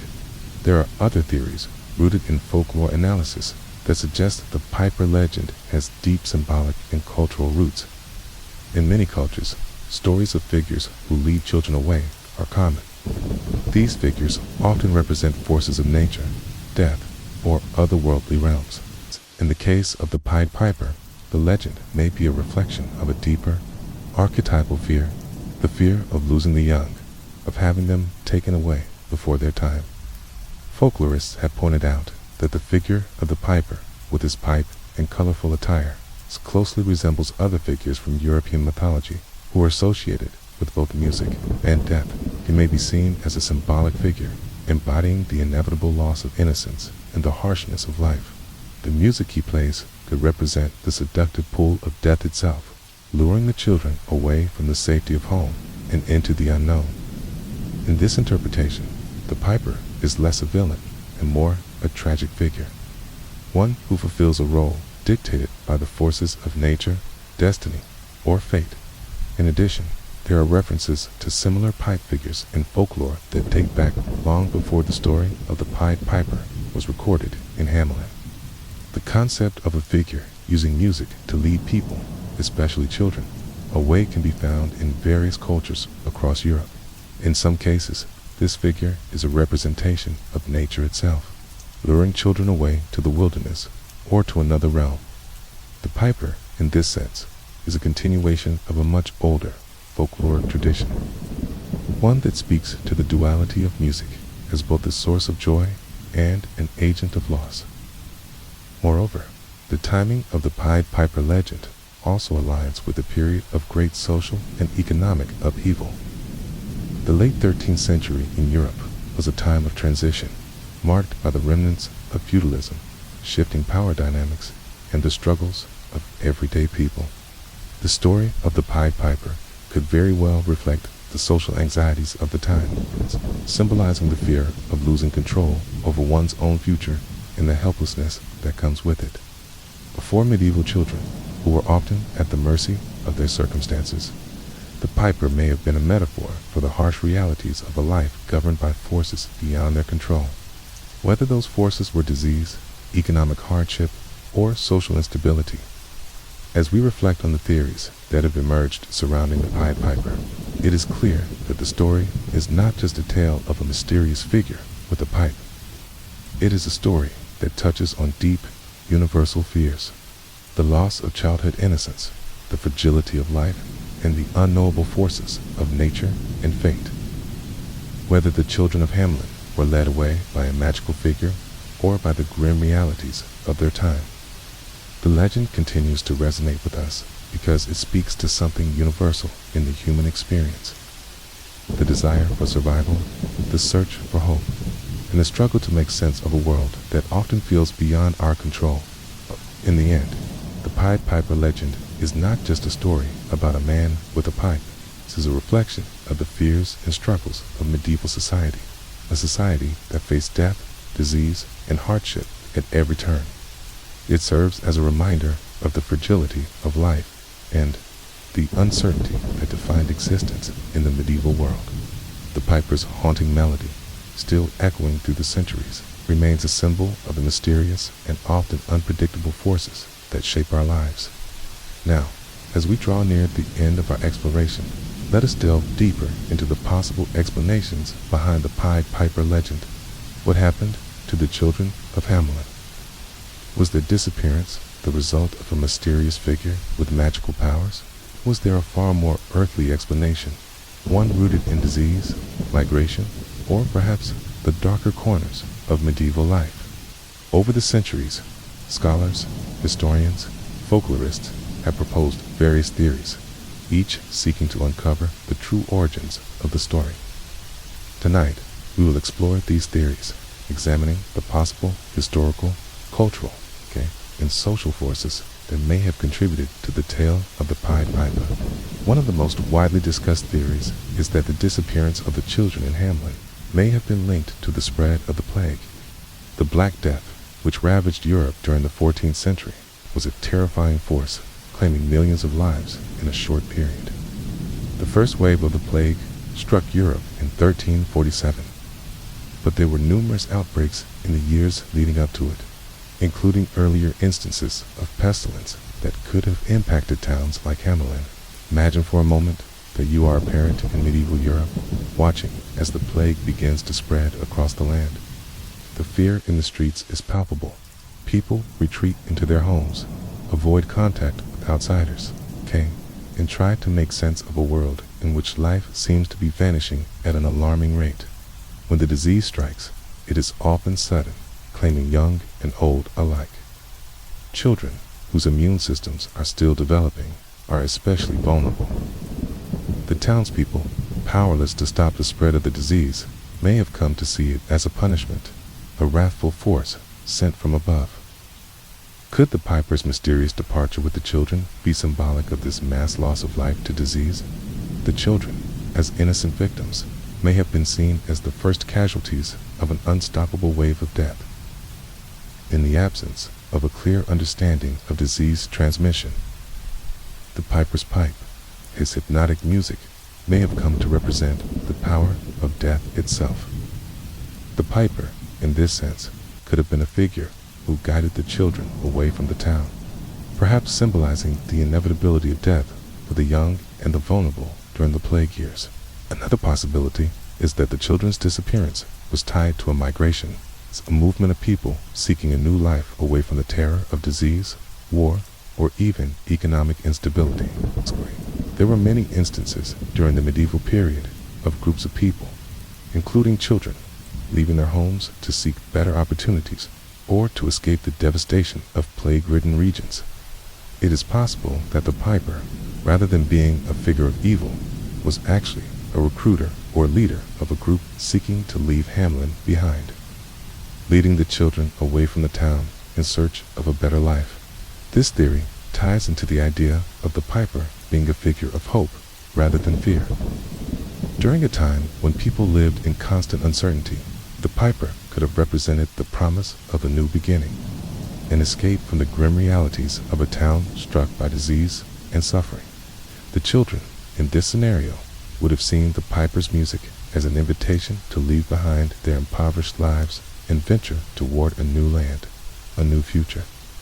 Though their destination may never have been reached, the idea of migration, of people searching for a new life beyond their borders, was not uncommon during periods of crisis. If you are lucky enough to survive childhood, your life may take a turn as you approach the age of adulthood. But even then, life is difficult and filled with uncertainty. The labor of your childhood may transform into work in the fields, in service to a local lord, or in the household of wealthier families. You may be expected to marry young, and the prospect of having your own children brings both hope and the reality of further hardships. Yet, these are things that you understand as part of the fabric of life. You do not know a world without work, without struggle. In the midst of this, the story of the Pied Piper, though deeply rooted in tragedy and mystery, might resonate with the reality of many children in medieval Europe. While we think of the piper's disappearance as an isolated event, in many ways it could also symbolize the disappearance of innocence. How quickly a child's life could be cut short by disease, by famine, or by the harsh circumstances that defined the medieval world. When we examine the suddenness of the piper's music, which lured children away with a simple tune, we are reminded of how fragile life was during this period.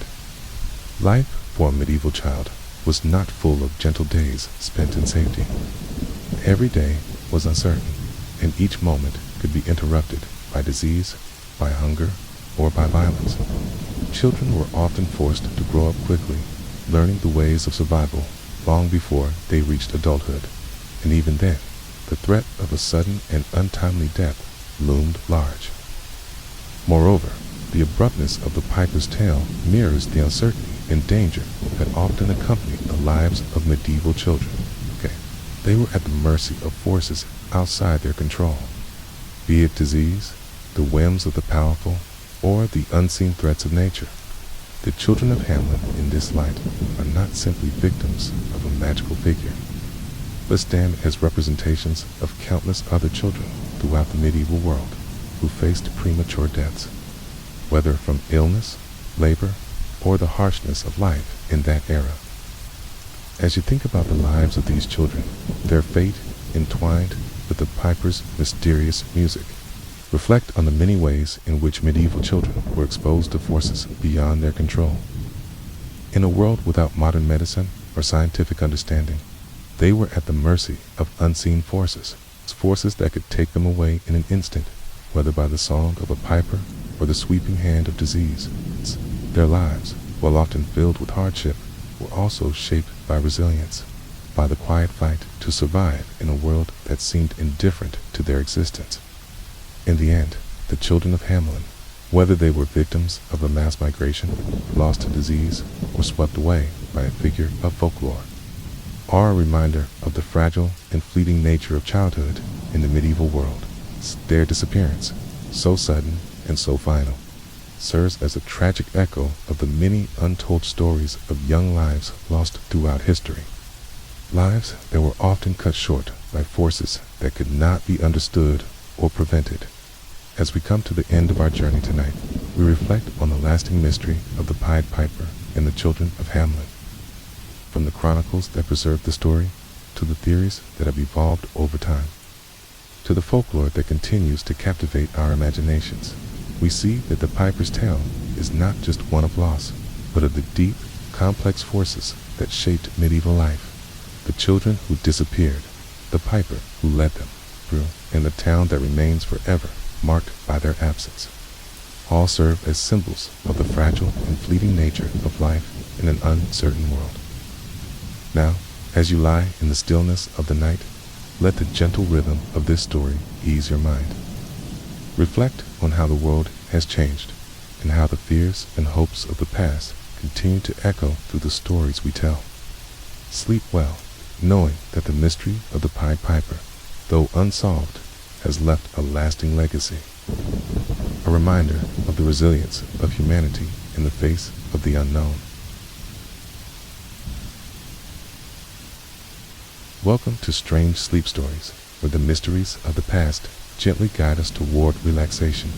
Imagine yourself nestled in the comfort of your bed as we take a journey into the forgotten corners of history. Tonight, we delve into the hidden truths of a profession as essential as it was harrowing, the life of an undertaker in the Old West. This was a time and place where death was ever present, often violent, and always sudden. If you enjoyed these stories, please like and subscribe. Leave me a comment letting me know where you're listening from tonight. Now, let us begin. Imagine, if you will, the harsh and dusty plains stretching endlessly under a scorching sun. In the distance, the silhouettes of small frontier towns flicker like mirages, where lives were lived and lost with equal ferocity. The Old West, a world marked by violence, disease, unpredictable nature, left a profound mark on the people who lived there, and none more so than those who took on the grim but essential task of preparing the dead for their final rest.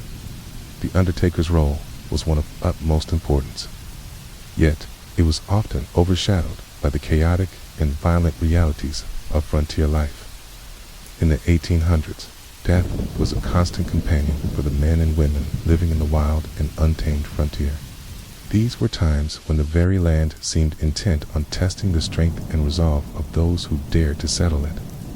Gunfights, accidental deaths, and violent skirmishes were a regular part of life.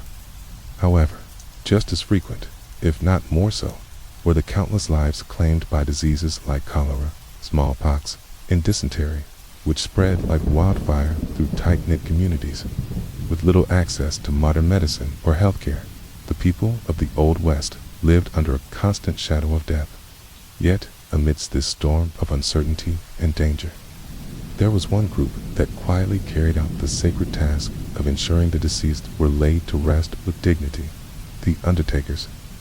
In these rugged towns and lawless territories, funerary customs were deeply rooted in practicality.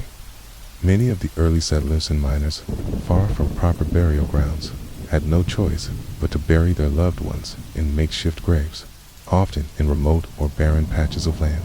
A simple wooden cross or a stone marker was sometimes all that stood in memory of a life cut short.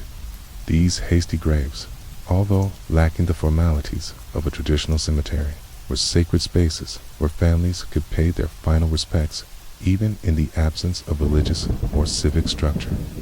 However, as communities grew and towns began to develop, the role of the undertaker became more formalized. Even if still mired in the same rough and ready spirit that defined the frontier, undertakers were essential, yet their work was often shrouded in secrecy and discomfort. While the townspeople dealt with the immediate shock of death, the undertaker was left to manage the unpleasant task of body preparation, a process that was rudimentary at best. There was no refrigeration, no modern embalming fluids. The undertaker's arsenal consisted of quicklime, alcohol, and rudimentary tools, methods that slowed the inevitable decay but did not prevent it entirely. The embalming process, crude as it was, often involved injecting or packing the body with a mixture of chemicals in an attempt to preserve it for a burial. Yet, without the benefit of modern medical knowledge, these methods were imperfect. Undertakers faced a daily struggle to preserve dignity in a world where resources were scarce and death was far too frequent. In a time before formal cemeteries, graveyards were often filled with bodies buried in shallow, hastily dug plots. These graves were typically unmarked or marked only by crude wooden crosses or stones, leaving little record of the lives lost. Yet, it was in these rough-hewn spaces that the most intimate of funeral rituals took place.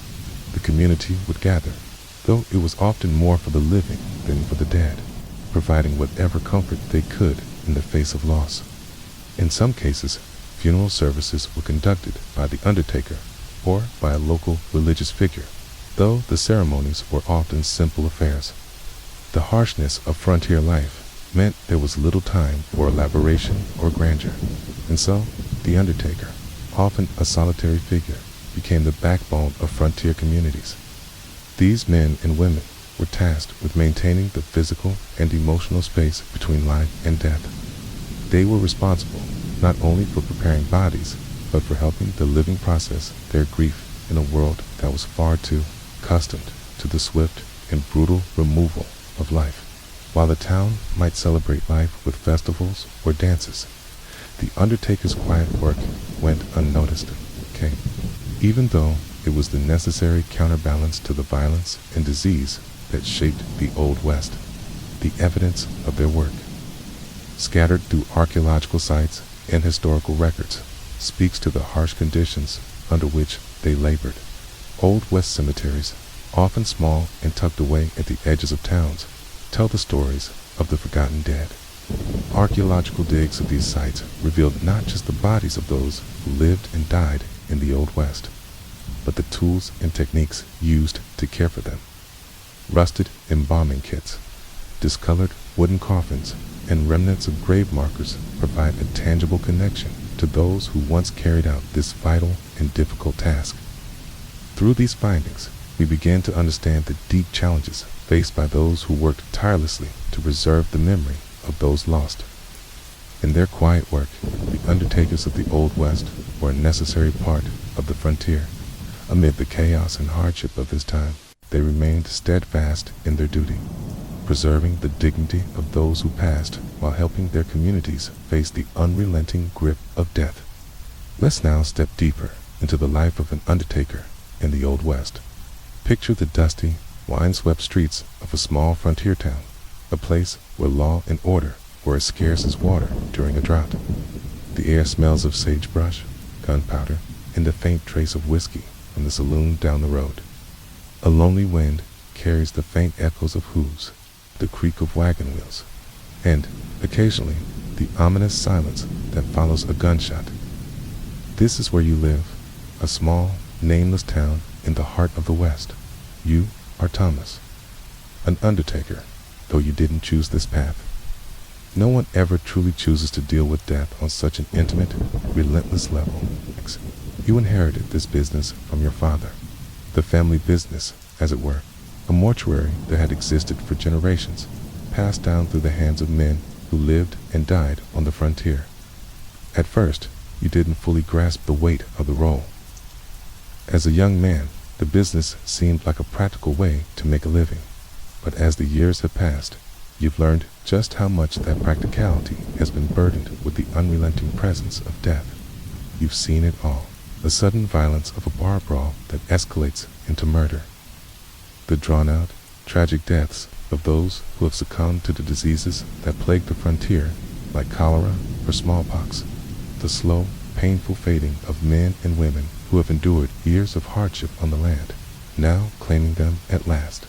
And each time, it's you, the Undertaker, who is left behind to manage the final farewell. You feel the weight of the work in your bones. You've long ago stopped keeping track of how many bodies you've prepared. Some ways, they blur together. Some bodies come in peaceful, their faces calm in death, while others arrive twisted with violence, their final moments written all over their bruised and bloodied forms. There's the young man who died in a gunfight, the bullet still lodged in his chest when he was brought to you. There's the mother of 3 who succumbed to a fever, her children still too young to understand what death meant. There's the elderly prospector who slipped and fell from a cliff, his body a mangled mess when it arrived on your table. The work is demanding, but it's more than just physical labor. It is emotional endurance. For you, the Undertaker, death has a way of becoming both personal and impersonal. You see death on a daily basis, yet it never quite gets easier. The work doesn't allow you the luxury of grief, not in the way others experience it. You must prepare the dead quickly, with precision and care, before the body begins to decompose. It's the process of embalming, using methods passed down from the oldest practices. It consists of applying a mixture of alcohol, salts, and sometimes quicklime, trying to slow the inevitable decay. You do what you can, but there's always a lingering sense of helplessness that comes with the knowledge that these efforts are temporary. That time will strip away what little you can do to preserve a person's remains. There are no days off. There's no respite. You work tirelessly to ensure the dead are buried with dignity, regardless of how chaotic their lives may have been. The town relies on you. If there's a sudden shootout or a ranching accident, you're the one who receives the call. There's a smallpox outbreak and the town has to bury its dead swiftly. It's you who manages the gruesome task of preparing the bodies. In many ways, you feel like you're a silent member of the community, carrying a burden of sorrow no one else truly understands. Your days are marked by the flow of bodies, each arrival leaving a shadow, a memory, a story you can never fully know, but are always connected to. Your shop is humble, a small building on the edge of town, with a dim, flickering light in the window. Inside, the smell of chemicals lingers, mixing with the ever-present scent of dust and dried flowers. You spend hours alone, stitching up wounds, dressing the deceased in the best clothes their families could afford, and preparing bodies for the graves. In a small frontier town, an undertaker does more than just care for the dead. You are the one who provides comfort, however small, to the grieving family. You arrange the funeral service, sometimes with a local preacher, other times on your own, offering what little comfort you can in the face of the relentless despair. You are often the only one left to provide a sense of closure, and you do so without fanfare, without recognition. It is simply what you do. However, the constant proximity to death takes its toll. There are days when you feel the emotional weight crushing you. The funerals blend into one another, a series of mourners draped in black, the same words repeated at every service. At times, you feel as if you've lost touch with your own emotions. You've become so inured to the grief and loss that you wonder if you can ever experience joy the way others do. There are nights when you sit alone in your shop, staring at the faces of the dead, wondering if you've missed your chance at life. What have you sacrificed to be the one who handles death? But despite the isolation and the toll the work takes on you, there is a deep sense of purpose in what you do. Your role in the community is essential, even if it is largely unnoticed. People need you, even if they don't always realize it. The dead, in a strange way, are your responsibility, and it is your job to ensure they leave the world with respect and dignity. even if it's a fleeting thing. And so, as another body is brought in and you prepare to continue your work, you take a moment to reflect. The weight of your profession may feel crushing at times, but the frontier needs you. The living need you. In a world where nothing is certain, death is one thing that is inevitable. You are a constant, a silent witness to the passage of life, and the keeper of the dead who, though forgotten by many, will always be remembered by those they leave behind. Now, let's step into the worn boots of an undertaker in the Old West, feeling the weight of a day's work pressed down on your shoulders. Picture yourself in a small, remote frontier town, perhaps one like Tombstone or Virginia City, where the rhythms of life are dictated by the seasons, the whims of fate, and the unpredictable nature of human existence. The landscape is harsh, with jagged hills surrounding the settlement like silent sentinels, keeping watch over the endless expanse of plains. The wind carries the dust, and the sun beats relentlessly from above. As an undertaker, your world is one of isolation, hard work, and the constant presence of death. This is your life, and you live it in the shadows of loss.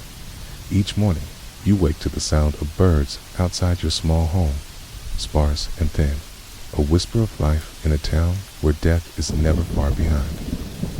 As you step outside, you breathe in the dry, brittle air, a mix of sagebrush and the lingering scent of gunpowder. The town seems quiet at first, but you know better. The air is thick with tension, the remnants of another skirmish, or perhaps a quarrel that has left yet another victim in need of your services. You prepare yourself for the day, not knowing what might come through your door. You enter your mortuary, the small, dimly lit room where you spend most of your time. The wooden floors creak beneath your boots as you move to your workbench. Here, in this confined space, the duties of your profession unfold. The smell of embalming fluids, alcohol, and chemicals fills the room, blending with the musty scent of old furniture and dust. The tools of your trade, scalpels, needles, and syringes, are worn from years of use, their edges dulled and their handles cracked. There is no luxury here. You work with what you have. As the day unfolds, you are called upon to deal with the aftermath of life's cruel and sudden end. The first knock on the door comes early. A small, weathered man enters, eyes red-rimmed with grief. His son, an innocent bystander caught in the crossfire of a bar fight, has been brought to you. The body is still warm when it arrives, the blood still wet on the shirt. A stark contrast to the dry heat of the outside world. You must act quickly, your hands steady and practiced as you prepare the body. The hours slip by unnoticed as you work, carefully cleaning the corpse, stitching up the wounds where necessary, and dressing it in the best clothes the family can provide. It is a ritual as much as a profession, yet there is nothing glamorous about it. You work in silence, the weight of the task settling over you like a thick blanket. The physical labor is grueling. The mortuary is cramped, with little space to move as you prepare each body. You may work late into the night, always on the edge of exhaustion, knowing that another death is never far behind. You keep a constant supply of quicklime on hand, its sharp, acrid smell clinging to your clothes. It's your most trusted tool when it comes to preserving bodies without refrigeration. It is also a reminder of the harsh reality you face. The lack of modern techniques means that much of your work is done in haste, always racing against time before the inevitable process of decay sets in. On days when the town's population is hit with disease cholera, tuberculosis, or smallpox, the work becomes even more overwhelming, and you lose count of how many bodies you prepared, and the hours become a blur of sweat and strain. In some ways, it feels as though the town is being consumed by death. The coffins, often simple and plain, begin to stack up outside your mortuary, awaiting burial. The steady procession of the deceased becomes your rhythm, each funeral a reminder that life on the frontier is fragile and fleeting. You wonder if the next person to walk through your door will be someone you know, or if it will be you. lying on that cold slab, awaiting the final rest you've worked so hard to provide for others. But it's not just the physical toll that weighs on you. There's also the emotional exhaustion. Each body is a story, but you can never fully learn it. You never know the lives behind the faces that pass through your hands. You may see the same name on a grave marker or hear a familiar face mentioned by a grieving widow, but the details of those lives remain locked away forever. You deal with the aftermath, not the story, and in this way, you live in the shadows, never quite able to fully grasp the humanity of those who have passed. Okay, this is the price of your work. Your emotional detachment is a shield, but it's a heavy one to carry. Isolation becomes another constant companion. In a small, close-knit town, the Undertaker is both essential and invisible. People turn to you in their time of need, but rarely acknowledge the burden you carry. It's a quiet, lonely life, where the only company you keep is the dead. You rarely see the same faces twice, except for the occasional return of families seeking to bury their dead. You become a fixture in the town, a necessary presence, but one that people avoid talking about. They know the Undertaker's job is grim, but they don't know the toll it takes on a person's soul. But it's not all bleak. There are moments of connection, though fleeting. A widow might thank you for handling her husband's funeral with dignity.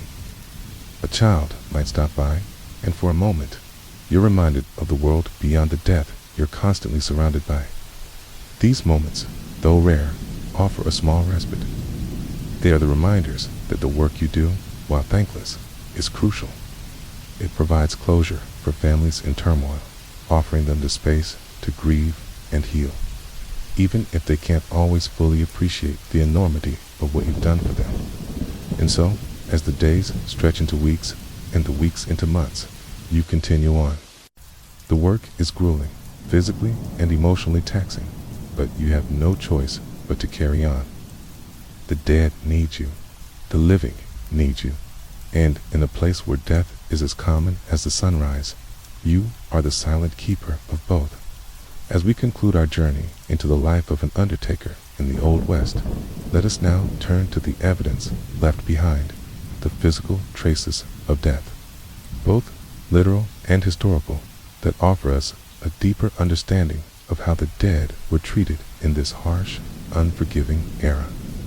Archaeology, forensics, and modern science allow us to peer into the past, uncovering practices that, though rudimentary, were often the best solutions available in a time when death was a constant companion.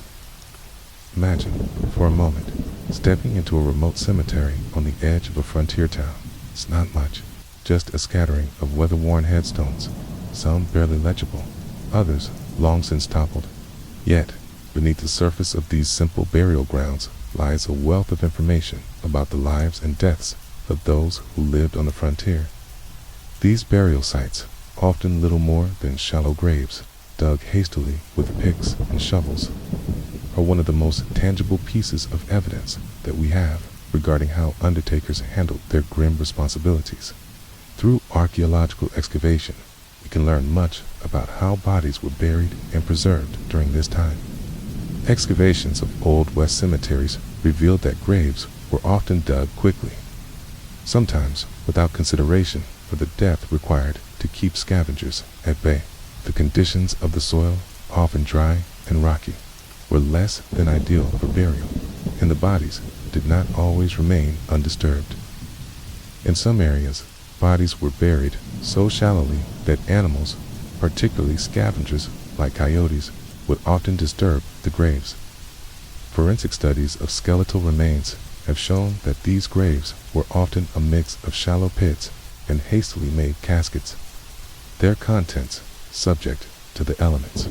But it is not just the graves themselves that provide insight into Old West burial practices. The bodies exhumed from these sites tell their own stories. A forensic anthropologist have studied these remains and found evidence of a life lived under constant stress and hardship. Bone analysis reveals that many of the people who lived on the frontier suffered from malnutrition, disease, and injury. Fractures from accidents and violent encounters were common, and the evidence of long-term diseases such as tuberculosis and arthritis paint a picture of lives lived in constant struggle against both the environment and their own physical limitations. In some cases, the bodies have shown signs of embalming, or at least rudimentary preservation.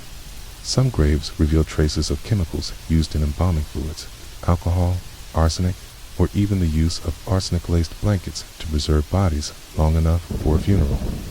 While these methods were far from effective by today's standards, they offer a glimpse into the improvisational nature of death care in the Old West. Many undertakers, working with limited resources, had to rely on quicklime, which helped speed up the decomposition process, though it also served as a crude preservative in a world with no refrigeration. Archaeologists have also uncovered a few examples of more formal burial practices in towns where wealthier settlers lived. In these areas, cemeteries often had metal or wooden coffins, sometimes even lined with cloth or felt. These more elaborate burials were likely handled by undertakers who had more time and resources at their disposal. Perhaps in more established towns like San Francisco or Denver. Yet, even in these locations, the lack of modern medical knowledge and embalming techniques meant that many bodies would decompose within days, despite the efforts to preserve them. One particularly fascinating discovery comes from the cemetery in Deadwood, where bodies were found in relatively good condition due to the dry, arid climate, showing that in some instances, the environment played as much of a role in preservation as the undertaker's efforts. In terms of scientific analysis, modern forensic studies have revealed a lot about the diseases that claimed so many lives in the Old West. Cholera, smallpox, tuberculosis, and influenza were rampant during this time. The outbreaks of cholera, in particular, were catastrophic, wiping out entire families and communities in a matter of days. Many undertakers, overwhelmed with the number of bodies that needed care, had little choice but to act quickly, sometimes burying their deceased with minimal ceremony. The presence of these diseases, reflected in the skeletal remains, offers stark evidence of the dangers of frontier life, where sanitation and access to medical care were often inadequate or non-existent. One of the most important studies in this area came from an excavation of an Old West cemetery in Arizona, where a team of forensic scientists uncovered evidence of mass graves used during a cholera outbreak in the late 1800s. The bodies, buried in a hastily organized manner, offered insight into how undertakers would have worked in such dire circumstances. The remains of several children were found in close proximity to the adults, suggesting that entire families had perished. Many of the graves lacked markers, making it difficult to identify individuals, but the sheer number of bodies found in this one small area revealed just how overwhelmed undertakers must have been during these outbreaks. In addition to disease, violence played a significant role in the death toll of the Old West. Gunshot wounds, stabbings, and injuries from violent encounters were commonplace.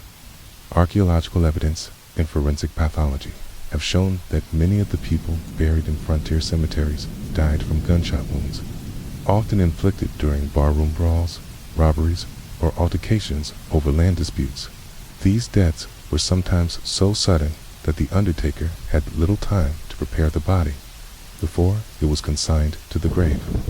The fact that many of these individuals were buried in shallow, unmarked graves suggests that their deaths were often unexpected and, in many cases, unceremonious. The challenges of the work are also reflected in the archaeological record. Metal objects, such as coffin, nails, buttons from clothes, and remnants of tools used in the burial process, can sometimes be found in the soil. These objects speak to the crude nature of burial. During this time, where proper caskets were rare, and many bodies were laid to rest in simple wooden boxes, or even without a casket at all.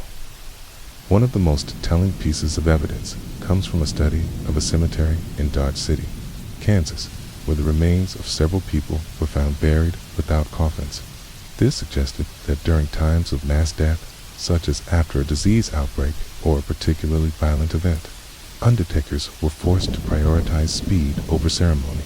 The work of the undertaker in the Old West was as vital as it was difficult. Through the lens of modern science, archaeology, and forensic analysis, we can now understand just how grueling and fraught with peril this job truly was. The tools available were primitive, the resources limited, and the circumstances often dire. Yet, despite these challenges, undertakers in the Old West played an essential role in preserving a semblance of order in a world that was often anything but orderly. Their efforts, although largely forgotten, were crucial to the communities they served, and the evidence left behind continues to tell their story. This concludes our journey into the burial practices of the Old West. Together, we've walked through the life of an undertaker, a figure often overlooked in the history of the American frontier, but one whose work was vital to the very fabric of those communities. Thank you for joining me on this journey into the forgotten corners of the Old West. If you've enjoyed this exploration, I encourage you to reflect on the resilience of those who lived and worked in a time so different from our own.